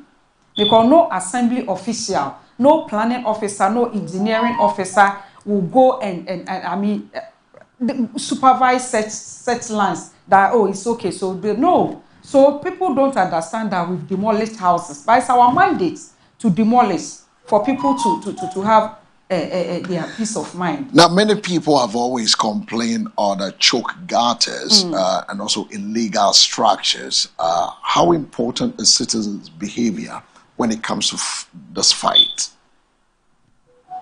Fighting. No, in terms of disasters, the flooding that we've got, we all seen that, like you said, from the metro tells us there's going to be a lot of rains this season, this year. Yeah. And I'm saying that, many people have also blamed flooding on choke gutters and also illegal structures. Yes. How important is citizens' behavior in this fight?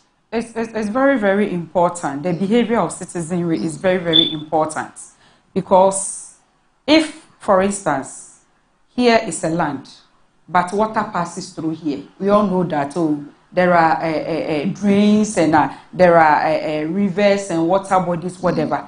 But if out of, self-interest or whatever, you go and build, it means that whilst you are building to have your comfort, have a place to lay your head, you are going to cause flooding one way or the other at that place. So citizens' behavior, like not allowing people to build anyhow, irresponsibly, then also people being watchdogs to each other, not to throw rubbish or garbage or refuse or whatever you might want to call it in gutters or in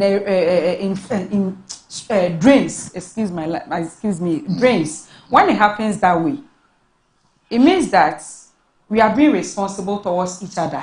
I will not go and dump, so certainly I will not allow you to, because sometimes when people are doing it, we see it, we don't complain, we don't do anything. But when the flooding came, it affects the larger community. So citizenry behavior is very, very important. We need to be a watchdog to each other. We have to be responsible. We have to be a voluntary service workers or voluntary people, where we seek our welfare first and not somebody's interest. So it's very, very seeking important. our welfare first. We're still looking at building resilient strategies for effective flood mitigation in Ghana. Remember, the rains will be setting in very soon. But what practical steps can individuals and community also take to reduce the risk? Okay. First of all, NADMO, we believe in building resilience. Okay. Yes. Our last years, every 13th of October is the World Risk Reduction Day. So last year, the title was "Don't Fund Disaster, Fund Resilience." Don't fund disaster, fund resilience. Fund resilience. It means that do not wait for disaster to strike before government puts in money or puts in resources to fight. That let's fight resilience. How do we fight resilience?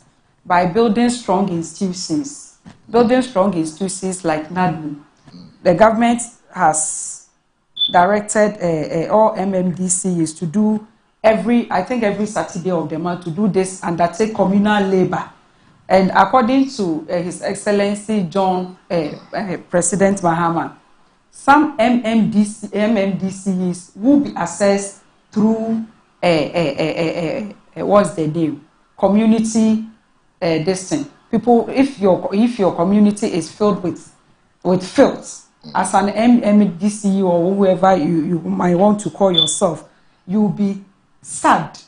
So that now you see people every Saturday, you see people around doing clean up exercises. Yes, collecting cabbage, desalting. When you go to Tema West right now, all the major drains have been desalted. Yes, or dreads. Gutters have been cleaned. You see, when you go to Batona area, you see that they've opened up the gutters, bringing out all the filth. When you go to Community 18 Johnson, that is the KFC area, you see that all these are measures to mitigate the disaster or flooding that is coming. Now, all the things you're saying that is being put in place, are we having policies or interventions in place to mitigate the flooding nationwide? Do we have any policies or intervention to mitigate this flooding nationwide? Oh, yes. When it comes to flooding, we have proactive approach, we have community engagement, we have technology, we have capacity building.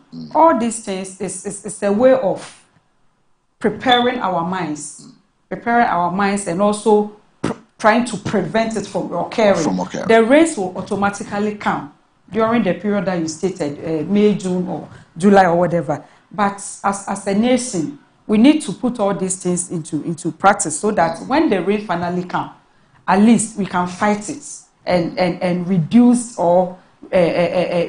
disaster to its barest minimum so that no lives will be lost. So that no lives will be lost. If you just join us, you can also send your messages to us on 0537158638. We're looking at building resilience. We're looking at disaster. We're looking at the flooding. The rains will be setting in shortly, and we're looking forward to how to mitigate this issue that has to do with rains. So you can also send us your message on 053-715-8638 is the numbers that you can also send us your messages. But now let me ask, this takes me to my next conversation that I want to ask that, are the policies being effectively implemented, or there are gaps between the planning and also the actions?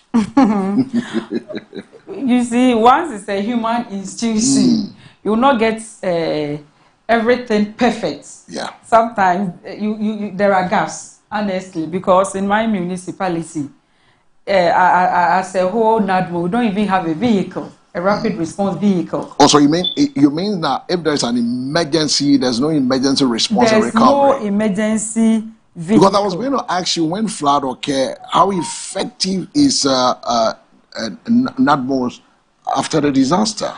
You see, the staff of NADMO are committed to NADMO work or whatever disaster work that we face. But sometimes, if there is an availability of resources, like pickups or trucks or motorbikes or whatever, it fastens the process. But with no cars and no motorbikes, and it delays the process. For instance, now that I'm here, if I should be called that there's a flood at Ejekwejo or there's a fire at Boteman, for me to get to Boteman from here, it will take me like almost 1 hour.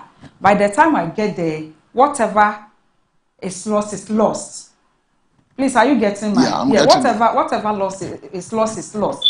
So it's difficult. But if I have my pickup on standby and I get to know that there's fire at Boteman, within the next 15 minutes I'm there. So the effects of the disaster will be minimal because I can be there at any time within the period of the disaster. But when you don't have, the staff are ever ready. We have a 24-hour staff on standby. We have people who are trained to fight fires, to fight thunder, lightning, and all those things. When a tree falls into the road, we've trained people who will go with what's the name? Chainsaw machines, chainsaw, dormant, whatever. Dormant machines to go and cut it so that people and vehicular movements can proceed. Yes, but here is the case that sometimes you don't even have those things. So as for the gaps, they are there unless we don't want to be truthful as a people. The gaps are there. How do we fill those gaps? It's when a government is more committed and putting much resources. I know. Are you saying government is not committed? I said more committed. More committed. Exactly. So it's like as a comsi.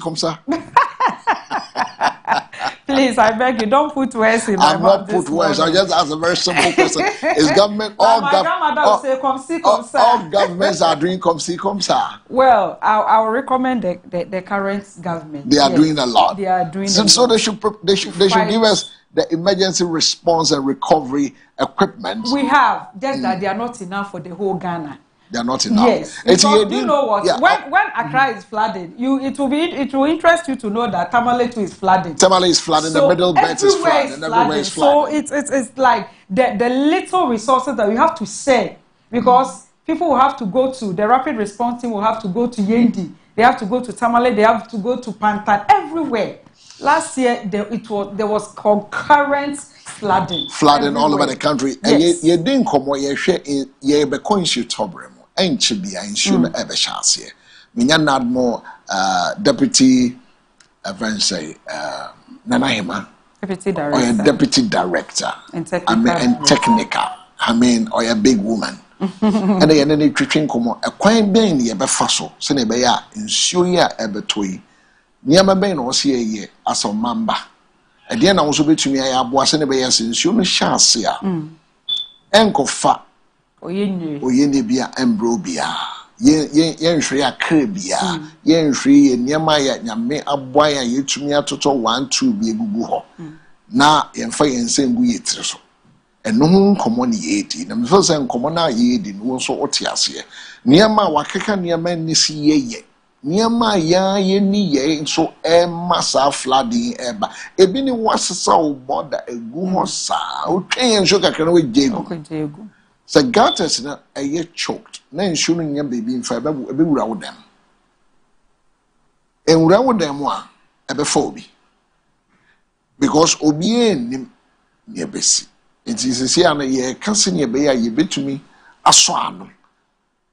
Na ankofa oyene bi ambrobia ehun komoni edi lebi na won gbasa ne won kwanimo ni banne ke bwen ne pe akega ke no fio ko hweshi pe be man fe mo fia mo ke ne hwe ichi ani nini sane wo fe bona fe ni ne ke oyene ne eku akani na wo won kwede sia ke wo mo banne shimoko lose a life moko lose a property.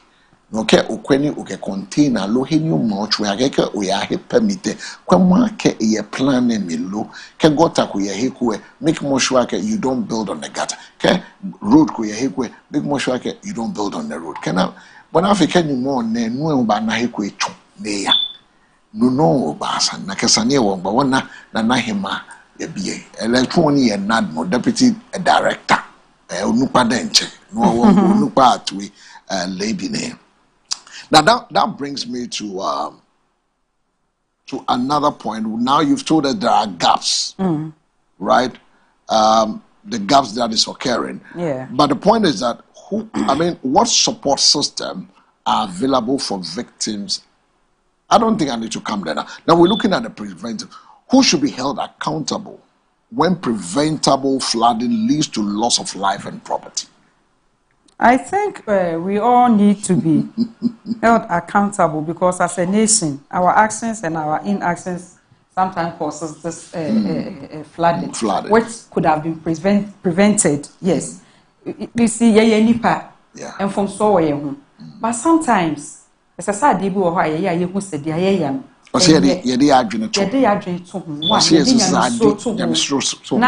akuma sesa akomapa ene akoma sesa nso exactly endi ye di enfendi echi ene mesi dan esi ha miami nim se aha yensi dan ho but obi atemi asase obi ato asase fofofo amame makosi dan mi si dan no ensuo na naka first eto a eflow ekono entimi nkobi bo say ensuo no to ana akosisi a dan ne walls na se hyehyehye mfie no that alone should tell you say warning obi o ha nso uko ni fie a uhu water levels no baby a flood no edru ye it's all over it's mad sometimes even during dry seasons uko akọ say nsuo na amake walls ne ho saa na obi nsuo timi etwana obi footing so say we na omoye wo form ansa na omo design ejira fa exactly sani ama we na foundation ni nyina esinsuo akra ha adan bebree aban di echi obebu dan bebree gu akra because adan bebree sisinsuo na de ya rehumpo ne say ye ko Ramsar site ye kwa koye demolition de ma eya rehumpo a yetimi nya akokodo di ye demolition ne say because people have gone into the middle of the Ramsar to build, we saw that emwana anase mpata na omwo lagoons omunyina bewu omunyina ewu our cameras captured those things face ni nyina wu some form because that is for ecosystem. Yeah. So you ask yourself, how can human beings be fighting with ecosystem or be fighting with these birds and animals? And you see, somebody told me a story about Ramsar site that when they were young, yeah, these are wetlands. Designated wetlands for the ecosystem, yeah, and for the birds, the fishes, the crabs. Yeah. An old man told me a story. Said, "Mommy, when him say I have me so I know maybe we are not my yife so ha." Now they act as a natural control system. They absorb excess water. So why do you have to build? Why do you have to build? But people have built inside the lagoon itself. And you see, people forget that the Ramsar site they help against erosion. Oh yes. Yeah, that is one of the things. That is why they are there. They support biodiversity. Birds, fish, plants, everything. Yeah. They were a host but a nipa aseno. What was you see, what was me try some so. Ocean Ramsar site. Eboa Emma water quality. It's also help with water quality. I see. Yes.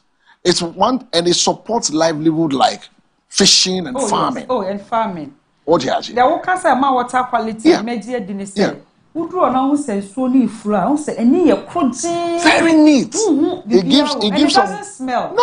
It doesn't smell. And to bet me if it's proper, bet me cry. Those times no almost say omo fishing ne, omo hwehwe cotton ne adia. And no bia no ones are cotton white na ne ho brownish no. Now there was an elderly man there who told me that is how beautiful the Ramsar site was. And that day you're saying if wetlands are destroyed, I want you to get this. If wetlands are destroyed or encroach, flooding becomes worse. Just get it right. I said if wetlands are destroyed, the Ramsar site, if they are destroyed or they are encroached on, flooding becomes worse, and that is why we are suffering in Accra. All the Ramsar site have been encroached. Oh yes, and because they are supposed to take up that excess water. Yes, and hold. Yes, and hold it. You go see all Ramsar sites. Yeah. Flooding will never. It become worse year by year. It will be just I didn't show torn every year. Accra. So check around whether the Ramsar sites need not be encroached on. Do you baby also issue neko? Sometimes so apart from so almost see that see Ramsar sites in the waterways, when him say your hydrant, it just see a water hydrant. I no call meeting a quack or show beer. Natural higher, but to be fierce so. Hello, good morning. Mamenfa call like good morning, me bacha. We didn't baby of Frefi. Yeah. Yet you we didn't baby of Frefi after 4. Totogu. But you have frost say. Bruce, you Bruce. Mr. Joe, Ramsa Santina will come. Yeah. Company said, I can't know what they could know what to me. Wow. Ramsa said, baby, soon a year fee of Pumu. Ever. I am get king, and no man, dear will get king, and say, oh, no, more office. Yehovah. And you now need to program on the same effect. Not why you bet in that passo. Not finding a mana, who pass in you there, and one. Yeah, said, yeah, soon you give me that damn no crap. But I'm so betting a name. Say, I won't feel it for you all every time. You all. He told me, I'm so maybe now. I'm not happy and there also at the Yes, we had asked him, Bruce. I believe say authorities say what to go 8 years. Say woman almost no more permits now. Woman die. Say yeah, I him for so na I him for munyai. A son is say, Oko Sakumono. We have Sakumono Lagoon, Densu Delta, Kole Lagoon, Muni Lagoon, Keta Lagoon Complex. All these things are relevant. You see. Ramsar sites at Ghana. Yeah, there were several Ramsar sites, especially along the coast. Yeah. Hello, good morning.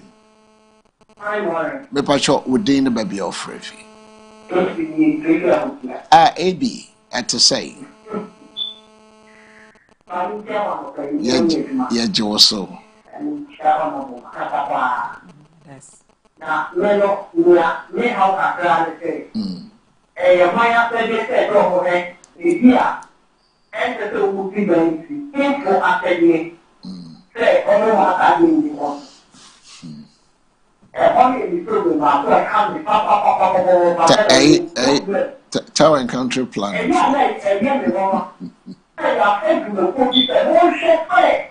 I do I and out. And then maybe seen an Lay the office. They are going out to the little every and then you see, who put it all the app.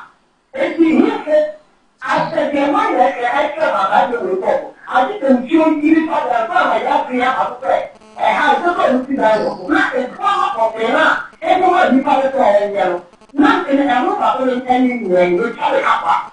You also a song between you, therefore, share that and say where Duncan, President, whatever was going to Odona.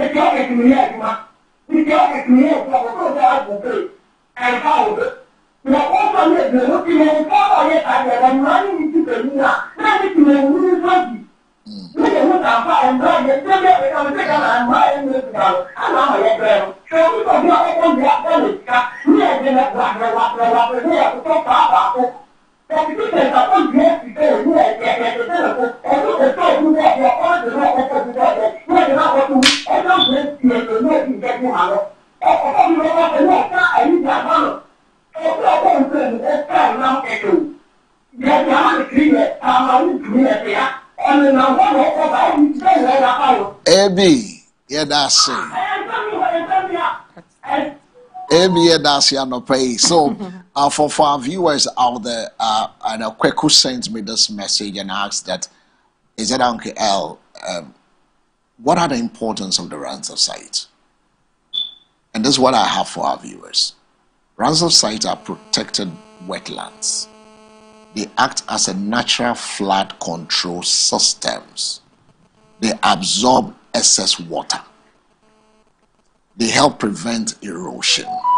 They support biodiversity, best fish plants. They improve water quality, and they support livelihood like fishing and farming. In simple terms, if wetlands are destroyed or encroached, flooding becomes worse. Hello, good morning. Yes, hello, good morning. Good morning, sir. Please, your name and where. Is it Nee Kwame?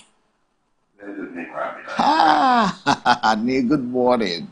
Good morning. How are you all doing? By His grace, we're doing good. And yourself? I'm fine as well, thanks. Good to have you. Thank you. I just have a question for the lady. Okay. And what I need to know from her is that what is the relationship between her outfit and the Ghana Information Services? Okay. And the reason I'm asking this is because it has come to my notice that the Ghana Information Services has PA systems and teams that can go out on a weekly or monthly basis to educate communities about these type of things. But her outfit and perhaps other outfits do not utilize these services. So the men and women who have been hired to do that just go to work and play Chakele. Nana Hema, this is a question from our viewer, and this is a regular. I mean, he puts checks and balances on us, and he's asking a simple question: that what is the relationship between your outfit, that's NADMO, being the deputy director, and the Information Service Department, ISD, in terms of educating, in terms of dissemination of information across your various sectors for people? What is the relationship between the two outfits? You see, we work hand in hand. Yes. Okay. Whilst NADMO deals with disaster, they also deals with informing, educating the public about government policies, interventions, and then also when it comes to our municipal assembly. So now when it comes to the flooding issues, now that the rains are, we are looking at preventive, have you had any relationship with them to go out there to inform the people? Because you have some few months to roll. We do that as an organization. Okay. NADMO. There's a communications department under NADMO. So they liaise with them? Yes. No, sometimes even if we don't liaise with them, we go out. We have staffs.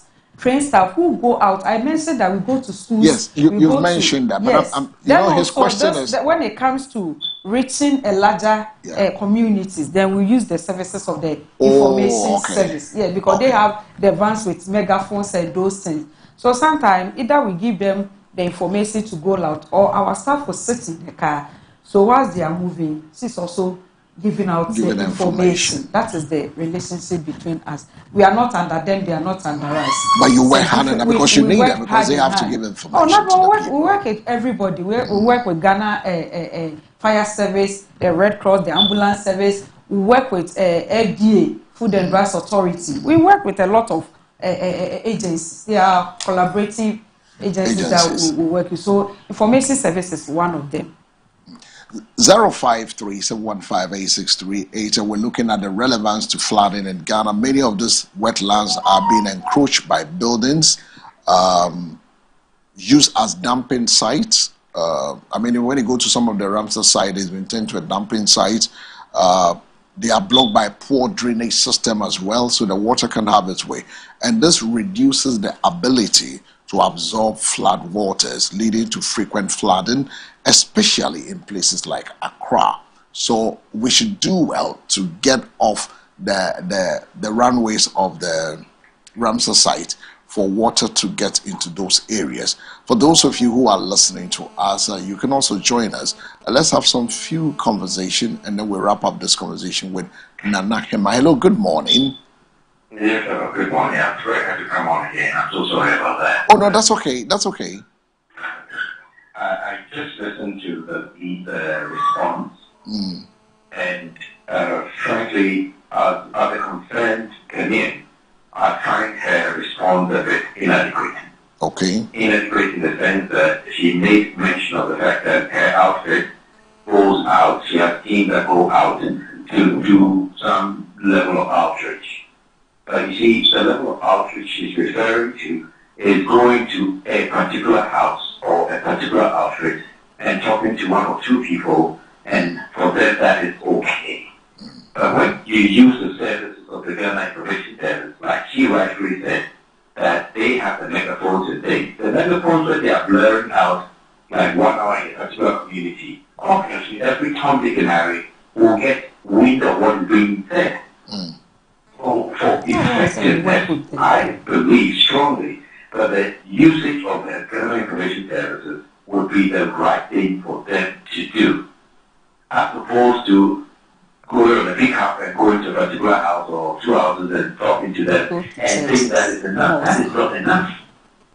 It's an issue that the entire community has to deal with. Yes. And if we have to deal with it, we need to hear that it is not right for us to do X, Y, or Z. For all of us to abide by it. It's the messaging which is important.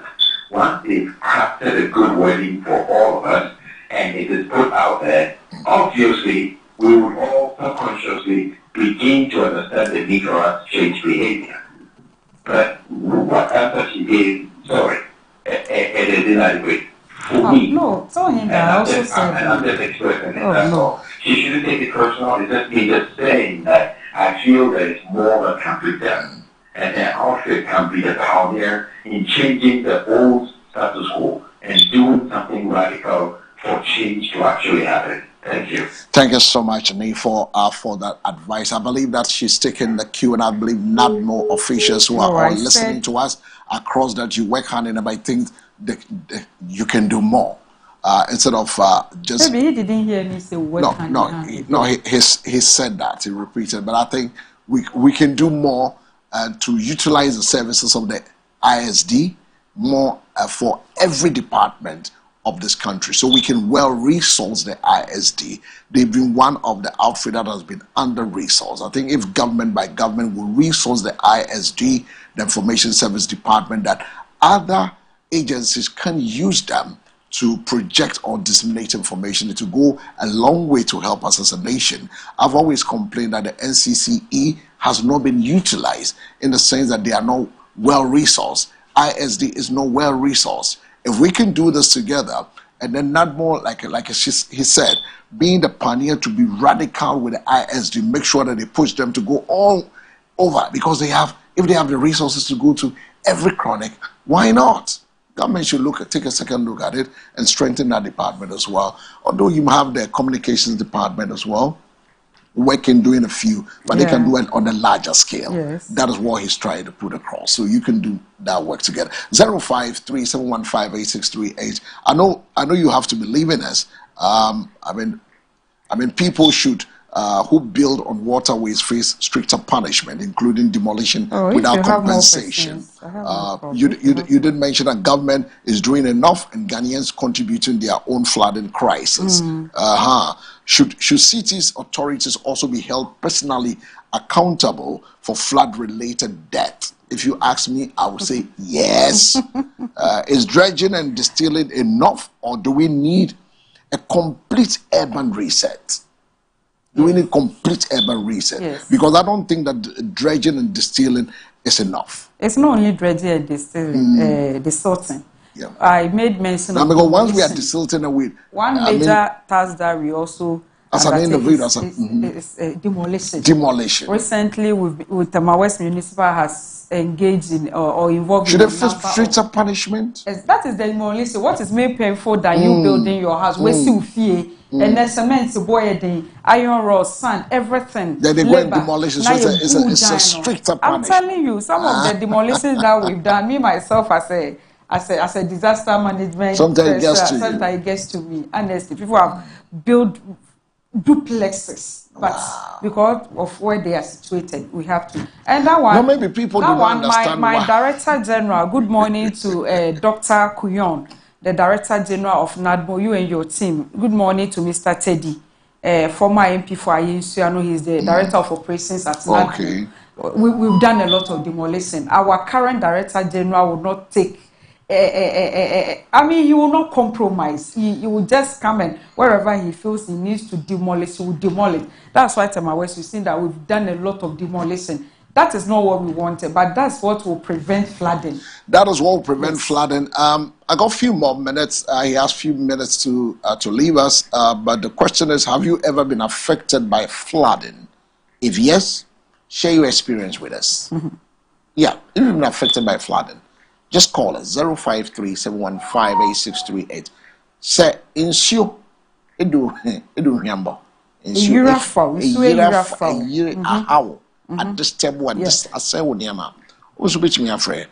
Who do you blame most for flooding in your area? Is it government or residents? And there's another question that maybe I'm asking this question because what practical solution do you think can stop flooding in Ghana? If you can answer any of these my questions, call me now on 053-715-8638. I want to say a big thank you to Ni Kwame. I want to say a big thank you to all the callers across the country who have called to contribute. Tetelgu also bringing us up to speed that the Ramsar site is being sold.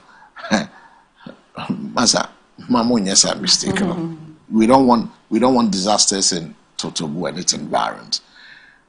053-715-8638. Any other thing you want to tell our viewers before you take leave of us? Because you've told us you have a busy schedule, so you need to move out. And I believe say information and I say Kasabi say you can fa flooding where you can. And so near beto. Me pamucho be Ghana for especially in crying her. Mama yen shakwa ye faso to ball a good zoom, a to ball a bugatesim. Because our ball na and never could to it's not and no one can echo choky gatters. No, Ramsar site and somebody I dumping. Ramsar site and also so a motiwa movie and movie trasa seneton. Na anajo mu sidan. Obi to me the 1 month sidan we sin anajo so daytime kwa wonko hono. Ubebu aguade betina wa raise. In fact, monye careful. Aban His Excellency John Dramani Mahama. Oya na adwe se omansu onyu fa Ghana. Oma efima Ghana, obetiti chrome. Sanitation is one of the key KPIs, key performing indices. I did check MMDCs no. Teme pamucho. Sa what Tama West ha. Sa what Asama constituency. Sa what Ponkatama so what is sege ada. Make sure say one to baller no. What is 3 real? There are sanitation force task force now. Almost the ball and your private we most scavengers near there almost a baller no with a small fee. Me the media me triasi can have a family baller because me ni baby a metal ball egu. Me free me chrome kuma se ba ma fast as be ama and cry her. And I'm about damp baller wa ha. Enti me triasi can week be a family day weekends. Ya be family day son necessary be responsible citizens and kofa asem emma and na mwankasa what dear be a wo ya benefit ho.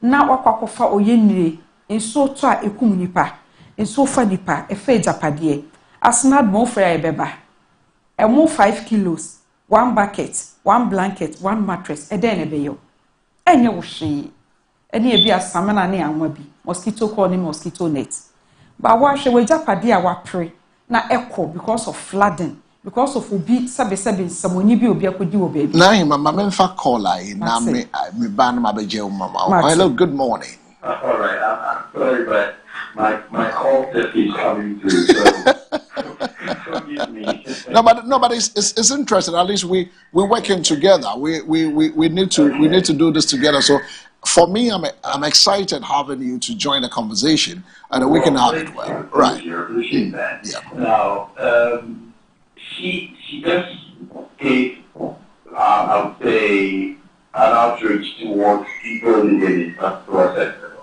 of our country. And she chose to do it in the American language.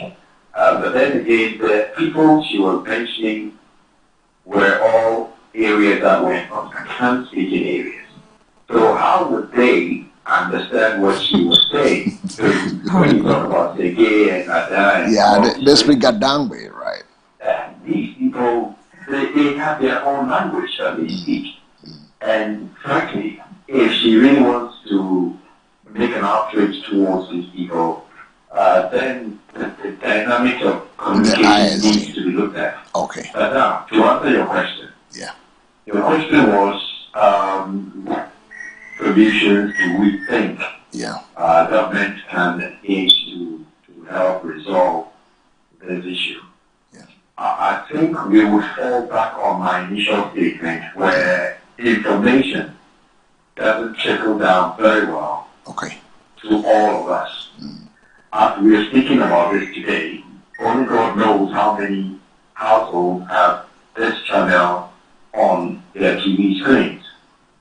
However, if the usage of the Ghana Information Services is going out talking, it is irrespective of what channel you have on your screen and what channel you're listening to on your radio.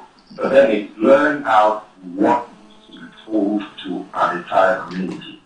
So again, that, in my opinion, would be one of the best ways. And every government that has come over the past couple of years have actually sidelined the Ghana Information Services and limited it to perhaps a social media post, and that's it.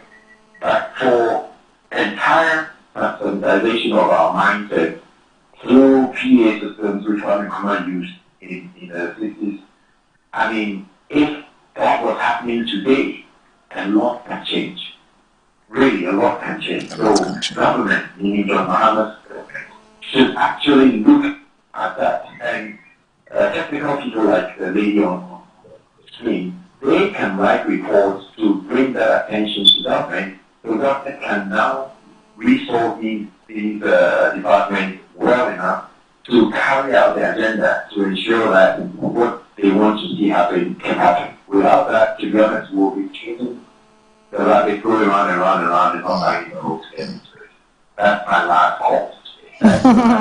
Thanks so much, Kwame, for joining the conversation this morning. It's been well noted, and I will also do well to get the ISD talking to us in our next programming to really find out what can we do as an entity to push this agenda to get the ISD resourced. Thank you so much once again. And I think he said something that as a deputy director when it comes to technical, I mean, those reports putting pressure on government that, look, let's use the ISDs, let's disseminate the information, let's get the vehicles sounding on the streets.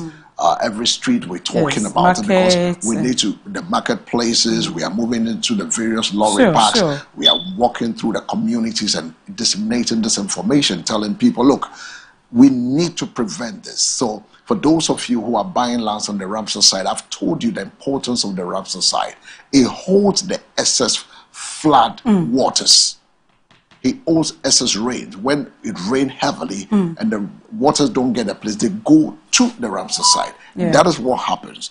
It is there to help. There's a climate change, so there's a lot of rain coming in. So we rather have to keep our Ramsar side and make sure that we don't encroach on those places. The best punishment is including demolition without compensation for those who go there to go build. And I think that should be enough deterrent for our for us as a Ghanaian. So we do the right thing. Thank you so much once again, Kwame. And yes, you had a final bit before the call came in. Yes, what was I even saying? You were giving your final wrap. Yes. So I will appeal passionately to Ghanaians, especially here in Greater Accra, where we find massive flooding or excessive flooding, that people should be responsible for some of the actions and the inactions that they take. And then what to ball legu, adhere to their kubu, now we gather. It's a gata baby, I would go on, I choke into so you drew her. Ain't me cause a DSC corona, ain't na afia na jo, or the honor yet seem na ye frown so fire. If you run now, what was if ye a sea so Hello, good morning. About you within a baby for your name where Richard is live from. Hey, me chrome. Okay, near frost. Okay, yet you. Amen.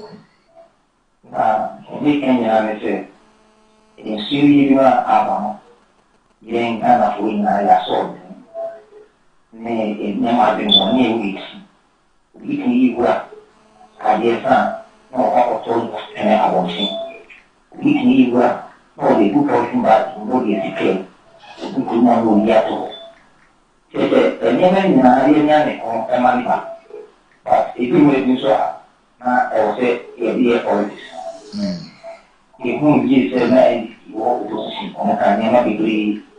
But the same time, I have a kill in one of those.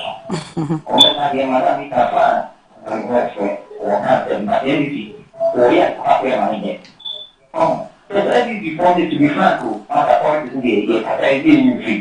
Because you know everything here. Or I said somebody for the people use so clean, clean. If you see every then I saw any kind of mess we had a table of me. Mom. Yo. This is a big attack. And I it just be a living and also about it. Also, a person attacking Masadi. Every student, static matter in Ghana, I clearly have a good thing. You will be here to the first you will be here to surely black you will be that seriously you surely could do more. But only a time, or I can activation, and so we see an hour.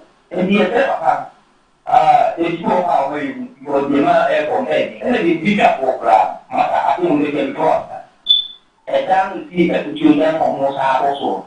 If we do read, if we come back, after we communicate, we are a very good to our effect. And I'm very much all kinds of diseases, especially your people that was some things. And we said that I also give us some password. I want to take it every one hour.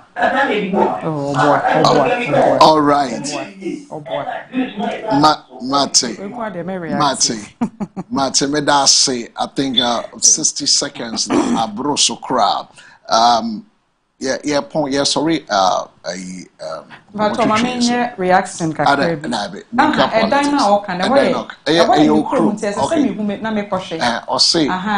think this is the fourth time. Or sending a video. Or sending video be sometime, but that video not yet that clear. Because okay, so assembly. That's my constraints. Oh, okay.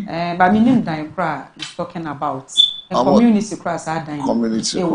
Okay, so what we do is you the number. Yes, sure. Your point. PCR more notice our number no. Na mfama na hima. Na on the nkasa. And for those of you out there, for those of you that believe that somebody sent me a message that his house was demolished on a Ramsar site. And he said, it's sad, but listening to us this morning, he's now see the importance of the site. Wow. Sound good. You know, Ramsar sites are wetland of international importance too. I mean, recognized under the Ramsar Convention signed in 1971 in Iran. You know where it was signed? In Iran. Yes, Iran. Yeah. Yes. Iran is actually a town in Ramsar is actually a town in Iran. Yes. And these wetlands act as natural sponges, absorbing water, excess rainwater, reducing erosion, and also supporting biodiversity, and also protecting community from floods. So Ghana is a home to several Ramsar sites. I didn't mention earlier. Yeah. The Muni Lagoon, the Keta Lagoon. Have about 5. Kole Lagoon, Densu Data, and Sakumono Lagoon. Yes, I think about 5 or 7. Yes. So many of these wetlands are under threat because of encroachment, dumping, and poor drainage, reducing the ability to protect us during heavy rains. That is why Accra keep flooding. So when we talk about flood mitigation, protecting Ramsar site isn't just environmental, it is a key part of saving lives and property. It's a key part. So that is what I can say for now. And that is where I want to allow Nana Hema to say bye-bye to us. Oh, before it has been an interesting show. No, I mean, it's been a good conversation. Yes, right? I wish that at least once a week we we're picking this as a project. So so we started on Tuesday talking about flooding. We look at different phases of it, and today we have to bring you in. So we'll call on you again Or maybe call on you come with your director next time round. I'm always at your service. The next move is to talk to the municipal assemblies and what they are also doing to support the planning department, what they are also doing to support the prevention. And also we get the ISD, how are they working together? Like Nee is saying, I mean, my CEO will say the bottom line is let's all flourish, work together, and then we can build a resilient Ghana, and then we can prevent flooding. Yeah, sure. Right. Thank you very much for the opportunity. But before I end, you want to say thank you to some people, right? Oh yes, I will. But certainly I have to also give out some emergency rapid response numbers. Very important. So that in case you find yourself in a flooded area, in case your area is flooded, your room is flooded, it's a 24-hour line service that we operate. So please, there's no way you will call and we say it's straight off or cannot be reached or out of coverage area. So the number is 030-277-2926. 030-277-2936. Then we also have 030-278-0541. 030-278-0541. These are NADMO emergency response contact lines. Anytime you call or respond, always, please, if you find yourself in a flooded area, just call out to these numbers. If you know my personal number and you want to call me for assistance, you can also call it. Thank you very much. El Samuels, yes. Me oba special bia me pesa me born abaso. Okay. Or mami we wa yebi papa when it comes to humanitarian and philanthropic services. In fact, her name is Honorable Editor Efe Wilson. Efe Wilson. Honorable Editor Efe Wilson. And opa we baby will be a nyami israel. Me na na hima na me tiao. Tema West, wa bomodin. Wa constraints no. In so we are den ye hu dia we ye wo do sika to so bebre tema communities. I don't want to be ambrebe. Oh, na ye nim se wo hia bi kai bebre bi. Honorable Editor. Minister award bi ikoso ama ye be ma award bi na wo ka ho. I don't have the details of that award, but very soon I will bring you out for people to see what you are doing. God bless you so much. You're a wonderful woman.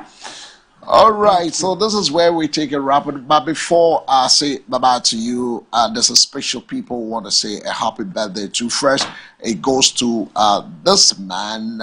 He is called Nana Kofi Ansah, the president of Global Benjamite Holdings and Fonka Movement International. Wishing you the best of the best.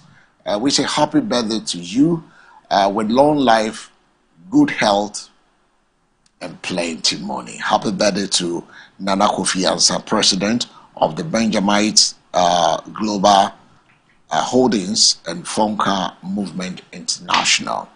Another person who want to wish a happy birthday to, she's a very big woman, and this one, it goes to Madame Petra.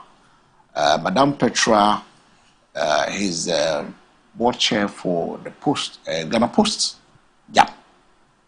May your day be filled with joy, love, and laughter. Your kindness, wisdom, and grace inspires everyone around you. Wishing you good health, endless happiness, blessings in every step you take this year. Enjoy your special day to the fullest. From the MBN team, management and team, from the CEO and the entire team here, we wish you a long life, age gracefully, and also good health. That's our prayer for you, and plenty money to you, Madam Petra. He's a chair for Ghana Post. Happy birthday to her. I want to say a big thank you to her. And also a happy birthday goes for this Lady Davida. Lady Davida. Happy birthday to Lady Davida. You are super blessed amongst your peers. Nothing can change that. Baby girl, shine on. Love loads from mom, dad, and your siblings. So wishing a Lady Davida the happiest of the day. Thank you so much, everybody. My co-host, Grammy, maybe I didn't hear a question. But just for the records, I mean to say a big thank you to Nana Hema. We want to say a big thank you to her for joining us this morning, taking time. She was busy, but as we wrap up, as we've all heard today, flooding in Ghana is no longer just a seasonal inconvenience. It is a national challenge that demands urgent collective action. From government policy to urban planning to individual responsibility and community awareness, building resilience require all hands on deck. Our thanks to Nana Hema from the National Disaster Management Organization for those valuable insights.